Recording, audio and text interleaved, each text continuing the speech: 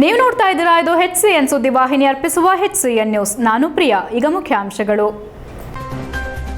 ಮದುವೆ ಸಮಾರಂಭಗಳಲ್ಲಿ ಪಾಲನೆಯಾಗದ ಕೋವಿಡ್ ನಿಯಮಾವಳಿ. ಕೋವಿಡ್ 2ನೇ ಅಲೆಯ ಬಗ್ಗೆ ಆಡಳಿತ ವರ್ಗದಲ್ಲಿ ಆತಂಕ.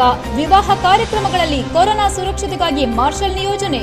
ಆರೋಗ್ಯ ಮತ್ತು ವೈದ್ಯಕೀಯ ಸಚಿವ ಸುಧಾಕರ್ ಹೇಳಿಕೆ. ಬೇಲೂರು ತಾಲೂಕಿನಲ್ಲಿ ಮುಂದುವರೆದಿರುವ ಕಾಡಾನೆಗಳ ಆರ್ಭಟ. ಲಕ್ಷಾಂತರ ಮೌಲ್ಯದ ಬೆಳೆ ನಾಶ. ಅರಣ್ಯ ಇಲಾಖೆ ವಿರುದ್ಧ ಗ್ರಾಮಸ್ಥರ ಆಕ್ರೋಶ. ತಕ್ಷಣ ಪರಿಹಾರ ಒದಗಿಸಲು ಒತ್ತಾಯ. ಸಂಘರ್ಷಕ್ಕೆ ಎಡೆಮಾಡದಂತೆ ಮೀಸಲಾತಿ ಕಲ್ಪಿಸುವುದು ಸರ್ಕಾರದ ಜವಾಬ್ದಾರಿ. ಸರ್ಕಾರಕ್ಕೆ HDK ಸಲಹೆ. ಮುಖ್ಯಮಂತ್ರಿಯಾಗಿ ಅವರ ಸಮುದಾಯಕ್ಕೆ ಸ್ಥಾನಮಾನ ಕಲ್ಪಿಸಲು ವಿಫಲ. ಸಿದ್ದರಾಮಯ್ಯರಿಗೆ HD ಕುಮಾರಸ್ವಾಮಿ ಟಾಂಗ್. ಸೋಮವಾರ ಹೊಸದಾಗಿ 10 ಕೋವಿಡ್ ಪ್ರಕರಣಗಳು ಪತ್ತೆಯಾಗಿವೆ. ಸೋಂಕಿತರ ಸಂಖ್ಯೆ 28,684ಕ್ಕೆ ಏರಿಕೆಯಾಗಿದೆ ಎಂದು ಜಿಲ್ಲಾ ಆರೋಗ್ಯ ಮತ್ತು ಕುಟುಂಬ ಕಲ್ಯಾಣಾಧಿಕಾರಿ ಡಾಕ್ಟರ್ ಸತೀಶ್ ತಿಳಿಸಿದ್ದಾರೆ. ಈವರೆಗೆ ಆಸ್ಪತ್ರೆಯಿಂದ ಬಿಡುಗಡೆ ಹೊಂದಿರುವವರ ಇಂದಿನ ಪ್ರಕರಣಗಳ ಸಂಖ್ಯೆ 10 ಆಗಿದ್ದು, ಒಟ್ಟು 28,157 ಮಂದಿ ಆಸ್ಪತ್ರೆಯಿಂದ ಬಿಡುಗಡೆ ಹೊಂದಿದ್ದಾರೆ. ಹಾಸನ ಕೋವಿಡ್ ಜಿಲ್ಲಾಸ್ಪತ್ರೆ ಮತ್ತು ಕೋವಿಡ್ ಕೇರ್ ಸೆಂಟರ್ನಲ್ಲಿ 61 ಮಂದಿ ಸಕ್ರಿಯ ಸೋಂಕಿತರು ಚಿಕಿತ್ಸೆ ಪಡೆಯುತ್ತಿದ್ದು, ತೀವ್ರ ನಿಗಾ ಘಟಕದಲ್ಲಿ 5 ಜನ ಚಿಕಿತ್ಸೆ ಪಡೆಯುತ್ತಿದ್ದಾರೆ ಹಾಗೂ ಮೃತರ ಸಂಖ್ಯೆ 466 ಆಗಿದೆ. ಇಂದು ಪತ್ತೆಯಾದ ಕೊರೋನಾ ಸೋಂಕು ಪ್ರಕರಣಗಳಲ್ಲಿ ಆಲೂರು 2, ಅರಸೀಕೆರೆ 2, ಬೇಲೂರು 2, ಹಾಸನ 3, ಹೊಳೆನರಸೀಪುರ 1 ಸೇರಿ ಒಟ್ಟು 10 ಆಗಿದೆ ಎಂದರು. ಮದುವೆ ಸಮಾರಂಭಗಳಲ್ಲಿ ಕೋವಿಡ್ ಸುರಕ್ಷತಾ ಕ್ರಮ ಪಾಲಿಸಲು ಮಾರ್ಷಲ್ ನಿಯೋಜಿಸಲಾಗುವುದೆಂದು ಆರೋಗ್ಯ ಮತ್ತು ವೈದ್ಯಕೀಯ ಶಿಕ್ಷಣ ಸಚಿವ ಡಾಕ್ಟರ್ ಕೆ ಸುಧಾಕರ್ ತಿಳಿಸಿದರು. ಎಲ್ಲಾ ಜಿಲ್ಲೆಗಳ ಅಧಿಕಾರಿಗಳೊಂದಿಗೆ ಸಭೆ ನಡೆಸಿದ ಬಳಿಕ ಸುದ್ದಿಗಾರರೊಂದಿಗೆ ಮಾತನಾಡಿದ ಅವರು, ಮದುವೆ ಸಮಾರಂಭಗಳಲ್ಲಿ ಅಂತರ ಕಾಯ್ದುಕೊಳ್ಳುತ್ತಿಲ್ಲ. ನಾನೇ ಸಮಾರಂಭಕ್ಕೆ ಹೋದರೆ ಮಾಸ್ಕ್ ತೆಗೆಯಿರಿ ಎಂದು ಹೇಳುತ್ತಾರೆ. ಹೀಗಾಗಿ ಮದುವೆ ಸಮಾರಂಭಗಳಲ್ಲಿ ಒಬ್ಬ ಮಾರ್ಷಲ್ ನೇಮಿಸಲು ತೀರ್ಮಾನ ಕೈಗೊಳ್ಳಲಾಗಿದೆ. 500ಕ್ಕಿಂತ ಹೆಚ್ಚು ಜನರಿರಬಾರದು. ಎಲ್ಲರೂ ಮಾಸ್ಕ್ ಧರಿಸುವ ನಿಯಮವನ್ನು ಪಾಲಿಸಲು ಈ ಕ್ರಮ ವಹಿಸಲಾಗುವುದು. ಆಹಾರ ಪೂರೈಕೆ ಮಾಡುವವರಿಗೂ ಪರೀಕ್ಷೆ ಮಾಡಿಸಲು ಸೂಚಿಸಲಾಗಿದೆ ಎಂದರು. ಕೋವಿಡ್ ಮಾರ್ಗಸೂಚಿಗೆ ವಿರುದ್ಧವಾಗಿ ಸಭೆ ಸಮಾರಂಭ ಹೋರಾಟಗಳು ನಡೆಯುತ್ತಿವೆ. ಇದನ್ನು ಪಾಲಿಸದೆ ಕೋವಿಡ್ ಸೋಂಕು ಹೆಚ್ಚಾದರೆ ಮತ್ತಷ್ಟು ಕಠಿಣ ಕ್ರಮ ಕೈಗೊಳ್ಳಬೇಕಾಗುತ್ತದೆ. ಮಹಾರಾಷ್ಟ್ರದ ಕೆಲ ಜಿಲ್ಲೆಗಳಲ್ಲಿ ಲಾಕ್ಡೌನ್ ಆಗಿದ್ದು, ಆ ಪರಿಸ್ಥಿತಿ ರಾಜ್ಯಕ್ಕೆ ಬರಬೇಕೆ ಎಂದು ಆಲೋಚಿಸಬೇಕೆಂದು ಕಿವಿಮಾತು ಹೇಳಿದರು.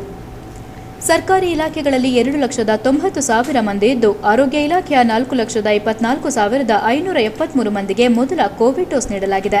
1,20,176 ಮುಂಚೂಣಿ ಸಿಬ್ಬಂದಿಗೆ ಲಸಿಕೆ ನೀಡಲಾಗಿದೆ. ಆರೋಗ್ಯ ಕ್ಷೇತ್ರದಲ್ಲಿ ಕೆಲಸ ಮಾಡುವವರು 2 ಬಾರಿ ನೋಂದಣಿ ಮಾಡಿಸಿಕೊಂಡಿದ್ದು, ಅದನ್ನು ತೆಗೆದುಹಾಕಲಾಗುತ್ತಿದೆ. ಇದರಿಂದ ನಾವು ಮುಟ್ಟಿದ ಗುರಿಯು ಇನ್ನೂ ಹೆಚ್ಚಾಗಲಿದೆ. ಆರೋಗ್ಯ ಸಿಬ್ಬಂದಿ ಮತ್ತು ಮುಂಚೂಣಿ ಸಿಬ್ಬಂದಿಯಲ್ಲಿ 80% 90 ಮಂದಿಗೆ ಫೆಬ್ರವರಿ 28ರೊಳಗೆ ಲಸಿಕೆ ನೀಡಬೇಕೆಂದು ಸೂಚಿಸಲಾಗಿದೆ. ಮುಂಚೂಣಿ ಸಿಬ್ಬಂದಿಗೆ ಫೆಬ್ರವರಿ 22, 23, 24ರಂದು ಲಸಿಕೆ ಅಭಿಯಾನ ಮಾಡಲಾಗುತ್ತಿದೆ.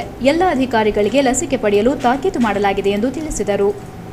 ಕೋವಿಡ್ 2ನೇ ಅಲೆ ಬಾರದಂತೆ ಕ್ರಮ ವಹಿಸಲಾಗುತ್ತಿದೆ. ಮಾರ್ಚ್ನಿಂದ ಸಾಮಾನ್ಯ ಜನರಿಗೆ ಲಸಿಕೆ ನೀಡುವ ಬಗ್ಗೆ ಕೇಂದ್ರ ಸರ್ಕಾರ ಶೀಘ್ರವೇ ನಿರ್ಣಯ ಕೈಗೊಳ್ಳಲಿದೆ ಎಂದರು. ಬೇಲೂರು ತಾಲೂಕಿನ ಮಾದಿಹಳ್ಳಿ ಹೋಬಳಿಯ ಅಡವಿ ಬಂಟೇನಹಳ್ಳಿ ಗ್ರಾಮದಲ್ಲಿ ಮರಿಯಾನೆ ಸೇರಿದಂತೆ ಸುಮಾರು 3 ಆನೆಗಳು ಬೀಡು ಬಿಟ್ಟಿದ್ದು, ಜೋಳ, ಆಲೂಗೆಡ್ಡೆ, ಅಡಿಕೆ, ತೆಂಗು ಸೇರಿದಂತೆ ಇನ್ನಿತರೆ ಬೆಳೆಗಳನ್ನು ತುಳಿದು ಸಂಪೂರ್ಣವಾಗಿ ಹಾಳು ಮಾಡಿ ಸಾಕಷ್ಟು ನಷ್ಟ ಉಂಟು ಮಾಡಿದೆ ಎಂದು ರೈತರು ಅರಣ್ಯ ಇಲಾಖೆಯ ವಿರುದ್ಧ ಆಕ್ರೋಶ ವ್ಯಕ್ತಪಡಿಸಿದರು. ಈ ವೇಳೆ ಮಾತನಾಡಿದ ಗ್ರಾಮಸ್ಥರು, ನಮ್ಮ ಗ್ರಾಮದಲ್ಲಿ ಸುಮಾರು 1 ವಾರದಿಂದ ಕಾಡಾನೆಗಳ ದಾಳಿಯಿಂದಾಗಿ ನಾವು ಬೆಳೆದಂತಹ ಬೆಳೆಗಳು ಸಂಪೂರ್ಣವಾಗಿ ತುಳಿದು ಹಾಳು ಮಾಡಿರುವುದರ ಜೊತೆಗೆ ಆಲೂಗೆಡ್ಡೆ, ಜೋಳ, ಅಡಿಕೆ, ಬಾಳೆ, ತೆಂಗು ಸಂಪೂರ್ಣವಾಗಿ ಮುರಿದು ಹಾಳು ಮಾಡಿವೆ. ಈಗಾಗಲೇ ಅರಣ್ಯ ಇಲಾಖೆಗೆ ಮನವಿ ಮಾಡಿದರೂ ಸಹ ತಲೆಕೆಡಿಸಿಕೊಳ್ಳದ ಅಧಿಕಾರಿಗಳಾಗಿದ್ದಾರೆ. ತಕ್ಷಣವೇ ನಮಗೆ ಪರಿಹಾರ ನೀಡಬೇಕು. ಆನೆಗಳನ್ನು ಇಲ್ಲಿಂದ ಓಡಿಸಬೇಕು. ಇಲ್ಲದಿದ್ದರೆ ಇಲಾಖೆಯ ಮುಂದೆ ಗ್ರಾಮಸ್ಥರೆಲ್ಲರೂ ಸೇರಿ ಪ್ರತಿಭಟಿಸಲಾಗುತ್ತದೆ ಎಂದು ಎಚ್ಚರಿಕೆ ನೀಡಿದರು. ಈ ಸಂದರ್ಭದಲ್ಲಿ ತಿಮ್ಮೇಗೌಡ, ಚಂದ್ರಯ್ಯ, ಚಂದ್ರಶೇಖರ್, ಸಿದ್ದೇಗೌಡ, ಮಲ್ಲೇಗೌಡ ಹಾಗೂ ಗ್ರಾಮಸ್ಥರು ಹಾಜರಿದ್ದರು. ಸಮಾಜದ ಸಂಘರ್ಷಕ್ಕೆ ಎಡೆ ಮಾಡಿಕೊಡದಂತೆ ಚಿಂತನೆ ನಡೆಸಿ ಮೀಸಲಾತಿ ಕೊಡುವುದು ಸರ್ಕಾರದ ಜವಾಬ್ದಾರಿಯಾಗಿದೆ. ಇದನ್ನು ಅವರೇ ನಿಭಾಯಿಸಬೇಕೆಂದು ಮಾಜಿ ಮುಖ್ಯಮಂತ್ರಿ HD ಕುಮಾರಸ್ವಾಮಿ ಹೇಳಿದರು. ಮೀಸಲಾತಿ ಕುರಿತಂತೆ ಮಾಜಿ ಮುಖ್ಯಮಂತ್ರಿ HD ಕುಮಾರಸ್ವಾಮಿ ಜೆಡಿಎಸ್ ರಾಜ್ಯಾಧ್ಯಕ್ಷ ಕುಮಾರಸ್ವಾಮಿ ಅವರ ಪುತ್ರನ ವಿವಾಹ ಸಮಾರಂಭದಲ್ಲಿ ಭಾಗವಹಿಸಿ ನಂತರ ಮಾಧ್ಯಮಗಳೊಂದಿಗೆ ಮಾತನಾಡಿದ ಅವರು, ಸರ್ಕಾರದ ಮೂಲ ಸೌಕರ್ಯಗಳನ್ನು ಪಡೆಯದೆ ಕೆಳಸ್ತರದಲ್ಲಿರುವ ಸಮುದಾಯಕ್ಕೆ ಮೀಸಲಾತಿ ಕೊಡಬೇಕು. ಈ ಮೂಲಕ ಅವರನ್ನು ಆರ್ಥಿಕವಾಗಿ ಮತ್ತು ಸಾಮಾಜಿಕವಾಗಿ ಸದೃಢರನ್ನಾಗಿ ಮಾಡುವಂತಹ ಕಾರ್ಯವಾಗಬೇಕು. ಆದರೆ ಮಠಾಧೀಶರು ರಸ್ತೆಗಿಳಿದು ಪ್ರತಿಭಟನೆ ಮಾಡುವಂತಹ ಪರಿಸ್ಥಿತಿಗೆ ತಂದುಕೊಂಡಿದ್ದು ತಪ್ಪು ಎನ್ನುವುದು ನನ್ನ ಅಭಿಪ್ರಾಯ ಎಂದರು. ಮಾಜಿ ಮುಖ್ಯಮಂತ್ರಿ ಸಿದ್ದರಾಮಯ್ಯನವರ ಹೇಳಿಕೆಗೆ ಪ್ರತಿಕ್ರಿಯಿಸಿ, ಅವರು 5 ವರ್ಷಗಳ ಕಾಲ ಮುಖ್ಯಮಂತ್ರಿಗಳಾಗಿದ್ದರೂ ಅವರ ಸಮಾಜಕ್ಕೆ ಸ್ಥಾನಮಾನ ಕಲ್ಪಿಸಿಕೊಡುವಲ್ಲಿ ವಿಫಲರಾಗಿದ್ದಾರೆ. ಈಗ ಮೀಸಲಾತಿಗಾಗಿ ಹೋರಾಟ ಮಾಡುತ್ತೇನೆ ಎನ್ನುವುದು ಎಷ್ಟು ಸರಿ ಎನ್ನುವುದನ್ನು ಅವರೇ ಚಿಂತಿಸಬೇಕು ಎಂದರು. ಐಎಂಎ ಪ್ರಕರಣಕ್ಕೂ ನನಗೂ ಯಾವುದೇ ಸಂಬಂಧವಿಲ್ಲ. ಶಾಸಕರೊಬ್ಬರು ಇಫ್ತಿಯಾರ್ ಕೂಟಕ್ಕೆ ಕರೆದುಕೊಂಡು ಹೋಗಿದ್ದರು. ಯಾವುದೇ ತನಿಖೆಗೆ ನಾನು ಸಿದ್ಧನಿದ್ದೇನೆ ಎಂದು ಮಾಧ್ಯಮಗಳ ಮುಂದೆ ಸ್ಪಷ್ಟಪಡಿಸಿದರು. ಸಿದ್ದರಾಮಯ್ಯನವರ ಕಾಲದಲ್ಲಿ ಸುಮಾರು 200 ಕೋಟಿ ಸಾರ್ವಜನಿಕ ಹಣವನ್ನು ವೆಚ್ಚ ಮಾಡಿ ಯಾವುದೋ ಒಂದು ರಿಪೋರ್ಟ್ ಕೊಟ್ಟಿದ್ದಾರಲ್ಲ, ಜನಗಣತಿ ರಿಪೋರ್ಟ್, ಆ ರಿಪೋರ್ಟನ್ನು ಜಾರಿಗೆ ತಂದು ಅದರ ಮುಖಾಂತರ ಮಾಡಿ ಅಂತಕ್ಕಂಥದ್ದು ಹೀಗೆ ಹಲವಾರು ರೀತಿಯಲ್ಲಿ ಇವತ್ತು ವ್ಯಾಖ್ಯಾನಗಳು ನಡೀತಾ ಇದೆ. ಮೀಸಲಾತಿ ಬಗ್ಗೆ ಹಲವಾರು ಸಮಾಜದ ಧಾರ್ಮಿಕ ಗುರುಗಳು ಪಾದಯಾತ್ರೆಗಳ ಮುಖಾಂತರವೂ ಈಗ ಅವರೇನು ಸರ್ಕಾರದ ಮೇಲೆ ಒತ್ತಡಗಳನ್ನು ತರ್ತಾ ಇರ್ತಕ್ಕಂಥದ್ದೇನಿದೆ, ನಾನೀಗಾಗಲೇ 2-3 ಬಾರಿ ಹೇಳಿದ್ದೇನೆ. ನಾನು ಈಗಾಗಲೇ 75 ವರ್ಷಗಳು ಸ್ವಾತಂತ್ರ್ಯ ಬಂದ ನಂತರ ಹಲವಾರು ರೀತಿಯಲ್ಲಿ ಸಮಾಜದಲ್ಲಿ ಸರ್ಕಾರಗಳ ಕಾರ್ಯಕ್ರಮಗಳೇನಿದ್ದಾವೆ ಅದರ ಆಧಾರದ ಮೇಲೆ ಅಂಬೇಡ್ಕರ್ ಅವರು ಕೊಟ್ಟಂಥ ಮೀಸಲಾತಿಯ ವ್ಯವಸ್ಥೆಯಲ್ಲಿ ಮತ್ತು ಸರ್ಕಾರದ ಕಾರ್ಯಕ್ರಮಗಳ ಮುಖಾಂತರ ಆರ್ಥಿಕವಾಗಿ ಬಲಯುತವಾಗಿರ್ತಕ್ಕಂಥದ್ದು ಮತ್ತು ಜೀವನ ಶೈಲಿಗಳು ಬದಲಾವಣೆ ಆಗಿರ್ತಕ್ಕಂಥದ್ದೇನಿದೆ ಇದು ಎಲ್ಲವನ್ನೂ ಪರಿಗಣಿಸಬೇಕಾಗ್ತದೆ ಅಂತಕ್ಕಂಥದ್ದು ಕೆಲವರು ವಾದ ಮಾಡ್ತಾರೆ. ಅದರಿಂದ ಇವತ್ತಿನ ಪರಿಸ್ಥಿತಿಗೆ ವಾಸ್ತವಾಂಶಕ್ಕೆ ಸರ್ಕಾರ ರಾಜಕೀಯವನ್ನು ಬೆರೆಸಿದೆ ಮತ್ತು ರಾಜಕಾರಣಿಗಳು ಸಹ ರಾಜಕೀಯವನ್ನು ಬೆರೆಸಿದೆ. ಯಾರಿಗೆ ನಿಜವಾದಂಥ ಒಂದು ಮೀಸಲಾತಿಯ ಒಂದು ಸದುಪಯೋಗ ಆಗಬೇಕಾಗಿದೆ ಅದನ್ನು ವಾಸ್ತವಾಂಶಕ್ಕೆ ತಕ್ಕನಾಗಿ ಮಾಡಬೇಕು ಅನ್ನೋದು ನನ್ನ ಅಭಿಪ್ರಾಯ. ಮಾಧ್ಯಮಗಳಲ್ಲೂ ಬಹುಶಃ ನೀವು ಅದರ ವಿವರಣೆ ಕೊಟ್ಟಿರ್ತಕ್ಕಂಥ ನೋಡಿದ್ದೇನೆ. ಇವತ್ತು SC STಗೆ ಇರ್ತಕ್ಕಂಥ ಮೀಸಲಾತಿ ಕ್ಯಾಟಗರಿ ಏನಲ್ಲಿರ್ತಕ್ಕಂಥದ್ದು, ಅಲ್ಲಿಂದ ಕ್ಯಾಟಗರಿ B ಇರ್ಬೋದು, ಅಂದರೆ 3Bನಲ್ಲಿರ್ಬೋದು, 3Aನಲ್ಲಿರ್ಬೋದು, ಅಲ್ಲಿಂದ 2Aನಲ್ಲಿರ್ಬೋದು. ಹೀಗೆ ಈಗಾಗಲೇ ಇದು ಮೀಸಲಾತಿ ವ್ಯವಸ್ಥೆಯನ್ನು ರಾಜ್ಯದಲ್ಲಿ ಜಾರಿಗೆ ತಂದು ಹಲವಾರು ವರ್ಷಗಳಿಂದ ಮೀಸಲಾತಿಯ ಫಲವನ್ನು ಉಂಡಿರ್ತಕ್ಕಂಥವ್ರು ಏನಿದ್ದಾರೆ ಅದರಲ್ಲಿ ಮೀಸಲಾತಿ ಪಡೆದಂಥವರೇ ಪಡೆದಿದ್ದಾರೋ ಇಲ್ಲ ಒಂದು 2-3 ಸಮಾಜಗಳಿಗೆ ಮಾತ್ರ ಅನುಕೂಲ ಆಗಿದೆಯೋ ಇದು ಎಲ್ಲದರ ಬಗ್ಗೆ ಕೂಲಂಕುಷವಾಗಿ ಮಾಹಿತಿಗಳನ್ನು ಪಡೆಯೋದಷ್ಟೇ ಅಲ್ಲ, ಯಾವ ಸಮಾಜದಲ್ಲಿ ಯಾವ ಒಂದು ಆರ್ಥಿಕ ಶೈಲಿಗಳು ಶೈಕ್ಷಣಿಕವಾಗಿ ಅವರಿಗೆ ದೊರಕಿರ್ತಕ್ಕಂಥ ಸವಲತ್ತುಗಳು ಇದರ ಆಧಾರದ ಮೇಲೇ ಈಗ ಮುಂದಿನ ಕೆಲವು ತೀರ್ಮಾನಗಳನ್ನು ಮಾಡಬೇಕಾಗಬಹುದು ನನ್ನ ಅಭಿಪ್ರಾಯದಲ್ಲಿ. ಅದು ಹೊರತುಪಡಿಸಿ ಆ AMA ಬಗ್ಗೆ ನನಗೇನೂ ಗೊತ್ತಿರಲಿಲ್ಲ. ಹೋದೆ, ಒಂದು ಕಪ್ ಟೀ ಕೊಟ್ಟರು, ಆಮೇಲೆ ಏನೋ ಬಾದಾಮಿ ಇಟ್ಟಿದ್ರು. ಇಫ್ತಿಯಾರ್ ಕೂಟದಲ್ಲಿ ಒಂದು ಬಾದಾಮಿ ತಿಂದು ಟೀ ಕೊಡದೆ ತಳಕಾಕಿರೋ ತನಿಖೆ ನಡೆಸ್ಕೊಳ್ಳಿ. ನಾನು ಇದರಲ್ಲಿ ನನ್ನ ಪಾತ್ರವೇ ಇಲ್ಲದೆ ಇದ್ದಾಗ 1-2 ದಿವಸ ಬರ್ಬೋದಲ್ವ, ನಿಮಗೊಂದು ಸುದ್ದಿ ನಿಮ್ಮ ಚಾನಲ್ ನಡೀಲಿಕ್ಕೆ 1-2 ಸುದ್ದಿ ಸಿಗ್ತದೆ. ಈಗ ಏನೋ ಕುಮಾರಸ್ವಾಮಿ ಅವರ ಹೆಸರು ಹೇಳಿ ಸದ್ಯ ಅಲ್ಲಿಗಾದ್ರೂ ನೀವು ಉಳಿಸೋರೀಗ ಕುಮಾರಸ್ವಾಮಿ ಅವರ ಹೆಸರಿನಲ್ಲಿ ರೋಷನ್ ಬೇಗ್ ಅವರ PA ಯಾರೋ ಹ್ಯಾಂಡ್ ಓವರ್ ಮಾಡೋದು. ಬಟ್ ಈಗ ನಮಗೆ ಗೊತ್ತಾಗಿದೆ ಆ ದುಡ್ಡು ಕುಮಾರಸ್ವಾಮಿ ಅವ್ರಿಗೆ ಹೋಗಿಲ್ಲ, ಅವರ ಹೆಸರಿನಲ್ಲಿ ರೋಲ್ ಕಾಲ್ ಮಾಡಿದ್ದಾರೆ ಅಂತಕ್ಕಂಥದ್ದು ಮಾಹಿತಿ ನೆನ್ನೆ ನಿಮ್ಮ ಯಾವುದೋ TVಯಲ್ಲಿ ಬಂದಿದ್ದು ನೋಡಿದ್ದೇನೆ. ಕಾವೇರಿ ನೀರಾವರಿ ನಿಗಮದಿಂದ ನಡೆಯುತ್ತಿರುವ ಪುನರ್ವಸತಿ ಕಾಮಗಾರಿ ವಿಳಂಬವನ್ನು ಖಂಡಿಸಿ ಗೊರೂರಿನ ಕಾವೇರಿ ನೀರಾವರಿ ನಿಗಮ ಕಚೇರಿ ಎದುರು ಕಾಂಗ್ರೆಸ್ ಮುಖಂಡ ಸಮಾಜ ಸೇವಕ ಹೊನ್ನವಳ್ಳಿ ಗಣೇಶ್ ನೇತೃತ್ವದಲ್ಲಿ 16 ಹಳ್ಳಿಯ ಗ್ರಾಮಸ್ಥರೊಂದಿಗೆ ಪ್ರತಿಭಟನೆ ನಡೆಸಿದರು. ಪ್ರತಿಭಟನೆ ವೇಳೆ ಮಾತನಾಡಿದ ಹೊನ್ನವಳ್ಳಿ ಗಣೇಶ್, ಆಲೂರು ತಾಲೂಕು ಮಗ್ಗೆ ಜಿಲ್ಲಾ ಪಂಚಾಯಿತಿ ವ್ಯಾಪ್ತಿಯಲ್ಲಿ ಬರುವ 100 ಹಳ್ಳಿಗಳು ಹೇಮಾವತಿ ಹಿನ್ನೀರಿನಿಂದ ಮುಳುಗಡೆಯಾಗಿ ಪುನರ್ವಸತಿಗೆ ಸೇರಿದ ಹಳ್ಳಿಗಳಾಗಿರುತ್ತವೆ. ಈ ವ್ಯಾಪ್ತಿಯಲ್ಲಿಯ ರೈತರು ಸುಮಾರು 30ರಿಂದ 40 ವರ್ಷಗಳಿಂದ ಜಮೀನು ಮನೆಮಠ ಕಳೆದುಕೊಂಡು ಪುನರ್ವಸತಿ ಪಡೆದ ಹಳ್ಳಿಗಳಲ್ಲಿ ಮೂಲಭೂತ ಸೌಕರ್ಯಗಳಿಲ್ಲದೆ ತುಂಬಾ ತೊಂದರೆ ಎದುರಿಸುತ್ತಿದ್ದಾರೆ. ಈ ವ್ಯಾಪ್ತಿಯಲ್ಲಿ ಕಾಡಾನೆಗಳ ಹಾವಳಿಯು ತುಂಬಾ ಹೆಚ್ಚಾಗಿದ್ದು ರೈತರು ಬೆಳೆದ ಬೆಳೆಗಳನ್ನು ಹಾನಿ ಮಾಡಿ ರೈತರು ತೊಂದರೆ ಅನುಭವಿಸುವ ಸ್ಥಿತಿ ನಿರ್ಮಾಣವಾಗಿದೆ. ಈ ಹಳ್ಳಿಗಳಲ್ಲಿ ರಸ್ತೆಗಳು ಸರಿಯಿಲ್ಲದೆ ರೈತರು ಬೆಳೆದ ಬೆಳೆಗಳನ್ನು ಸಕಾಲಕ್ಕೆ ಮಾರುಕಟ್ಟೆಗೆ ಸಾಗಿಸಲು ಆಗದ ಕಾರಣ ತುಂಬಾ ನಷ್ಟವನ್ನು ಅನುಭವಿಸುತ್ತಿದ್ದಾರೆ. ರಸ್ತೆಗಳು ತುಂಬಾ ಹಾಳಾಗಿರುವುದರಿಂದ ಸಾರಿಗೆ ಸಂಪರ್ಕ ವಾಹನಗಳು ಹಳ್ಳಿಗಳಲ್ಲಿ ಸಂಚರಿಸದೆ ಶಾಲಾ ಕಾಲೇಜಿಗೆ ಹೋಗುವ ಮಕ್ಕಳಿಗೆ ತುಂಬಾ ಅನಾನುಕೂಲವಾಗಿದೆ ಎಂದರು. ಈ ಹಿಂದೆ ಕಾವೇರಿ ನೀರಾವರಿ ನಿಗಮದಿಂದ ಪುನರ್ವಸತಿ ಹಳ್ಳಿಗಳ ಅಭಿವೃದ್ಧಿಗಾಗಿ ಕಾಮಗಾರಿಗಳು ಮಂಜೂರಾಗಿದ್ದು ಕೆಲವು ಕಾಮಗಾರಿ ಪೂರ್ಣಗೊಂಡಿದ್ದು ಬಿಲ್ ಆಗದೆ, ಇನ್ನು ಕೆಲವು ಪೂರ್ಣವಾಗದೆ ಅರ್ಧದಲ್ಲಿಯೇ ನಿಂತಿದ್ದು ಹಾಗೂ ಕೆಲವು ಕಾಮಗಾರಿಗಳು ಟೆಂಡರ್ ಹಂತದಲ್ಲಿ ವಿಳಂಬವಾಗಿರುತ್ತದೆ. ಬಿಲ್ ಪಾವತಿಯಾಗದೇ ಇರುವ ಮಗ್ಗೆ ಮಸೀದಿ ಮತ್ತು ಚರ್ಚ್ಗಳ ಕಾಮಗಾರಿ ಬಿಲ್ ಪಾವತಿಯಾಗಿರುವುದಿಲ್ಲ. ಇದುವರೆಗೂ ಯಾವುದೇ ಮೂಲಭೂತ ಸೌಕರ್ಯ ದೊರೆತಿಲ್ಲ. ಆದ್ದರಿಂದ ಇವುಗಳನ್ನು ಪುನಶ್ಚೇತನಗೊಳಿಸಬೇಕೆಂದು ಆಗ್ರಹಿಸಿದರು. ಹೇಳಿದ್ರು. ಕೆಲವರೆಗೂ ಬಂದಿದ್ದಾರೆ, ನೋಡಿದ್ದಾರೆ.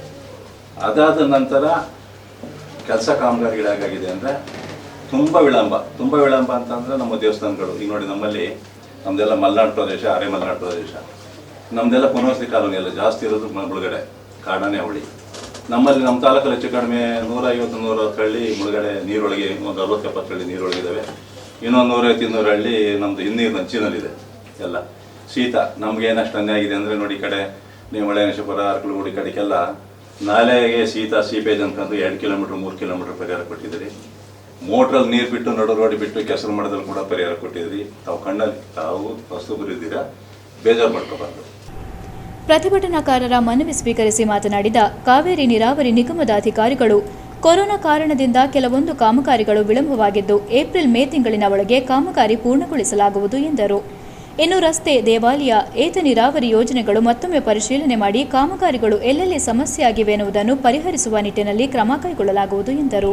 ಗ್ರಾಮಸ್ಥರು ಬಂದು ನೀರಾವರಿ ಇಲಾಖೆಗೆ ಸಂಬಂಧಪಟ್ಟಂತೆ ಕಾಮಗಾರಿಗಳು ಸ್ಥಗಿತವಾಗಿದೆ ಮತ್ತು ಬಿಲ್ ಪಾವತಿ ಆಗಿಲ್ಲ, ಕಾಂಟ್ರಾಕ್ಟರ್ಗಳು ಕಾಮಗಾರಿಗಳನ್ನು ಮುಂದುವರಿಸಿಲ್ಲ ಮತ್ತು ಮೂಲಭೂತ ಸೌಕರ್ಯಗಳು ರಿಹ್ಯಾಬಿಟೇಷನ್ ಕಾಲೋನಿಗಳಿಗಿಲ್ಲ ಅಂತ ಒಂದು ಪ್ರತಿಭಟನೆ ಇಟ್ಕೊಂಡು ನಮ್ಮ ಕಚೇರಿಗೆ ಬಂದು ಅವರ ಅಹವಾಲುಗಳನ್ನ ಸಲ್ಲಿಸಿದ ಪ್ರಕಾರ ನಾವು ಅವರು ಕೇಳಿರುವಂಥ ಈ ಮೂಲಭೂತ ಸೌಕರ್ಯ ಆಗಲಿ ಅಥವಾ ಕೆಲಸ ಕಾಮಗಾರಿಗಳ ಒಂದು ಪ್ರಗತಿನೇ ಆಗಲಿ, ಕುಂಠಿತವಾಗಿರೋ ಕಾಮಗಾರಿಗಳನ್ನು ಮುಗಿಸೋದಕ್ಕೆ ನಾವು ಅವರಿಗೆ ಆಶ್ವಾಸನೆ ಕೊಡ್ತಾ ಎಲ್ಲ ಕಾಮಗಾರಿಗಳನ್ನು ನಮ್ಮ ಒಂದು ಮೇಲಧಿಕಾರಿಗಳ ಗಮನಕ್ಕೆ ತಂದು ಮುಗಿಸಿ ಅವರಿಗೆ ಅನುಕೂಲ ಕೊಡ್ತೀವಿ ಅಂತ ಹೇಳ್ತಾ, ಸೌಕರ್ಯಗಳು ಅದರಲ್ಲಿ ದೇವಸ್ಥಾನಗಳು ಮತ್ತು ಇತರೆ ಮೂಲಭೂತ ಸೌಕರ್ಯಗಳು ಇದ್ದಾವೆ. ತಾವು ಕೊಟ್ಟಿರೋ ಪಟ್ಟಿಗಳನ್ನ ನಾವು ಲಿಸ್ಟ್ ಮಾಡ್ಕೊಂಡಿದ್ದೀವಿ ಆಲ್ರೆಡಿ. ಅದರಲ್ಲಿ ಕೆಲವು ಇಮಿಡಿಯೇಟ್ ಆಗುವಂಥ ಆ್ಯಕ್ಷನ್ಸು ಇದ್ದಾವೆ, ಅದನ್ನು ಇಮಿಡಿಯೇಟ್ ಆಗಿ ಮಾಡ್ತಾರೆ ನಮ್ಮ ಆಫೀಸರ್ಸು. ಕಾಮಗಾರಿಯಲ್ಲಿ ಪ್ರಗತಿಯಲ್ಲಿ ಇಷ್ಟು ಕಂಟಿನ್ಯೂ ಮಾಡ್ಬೋದ? ಮಾಡಿ.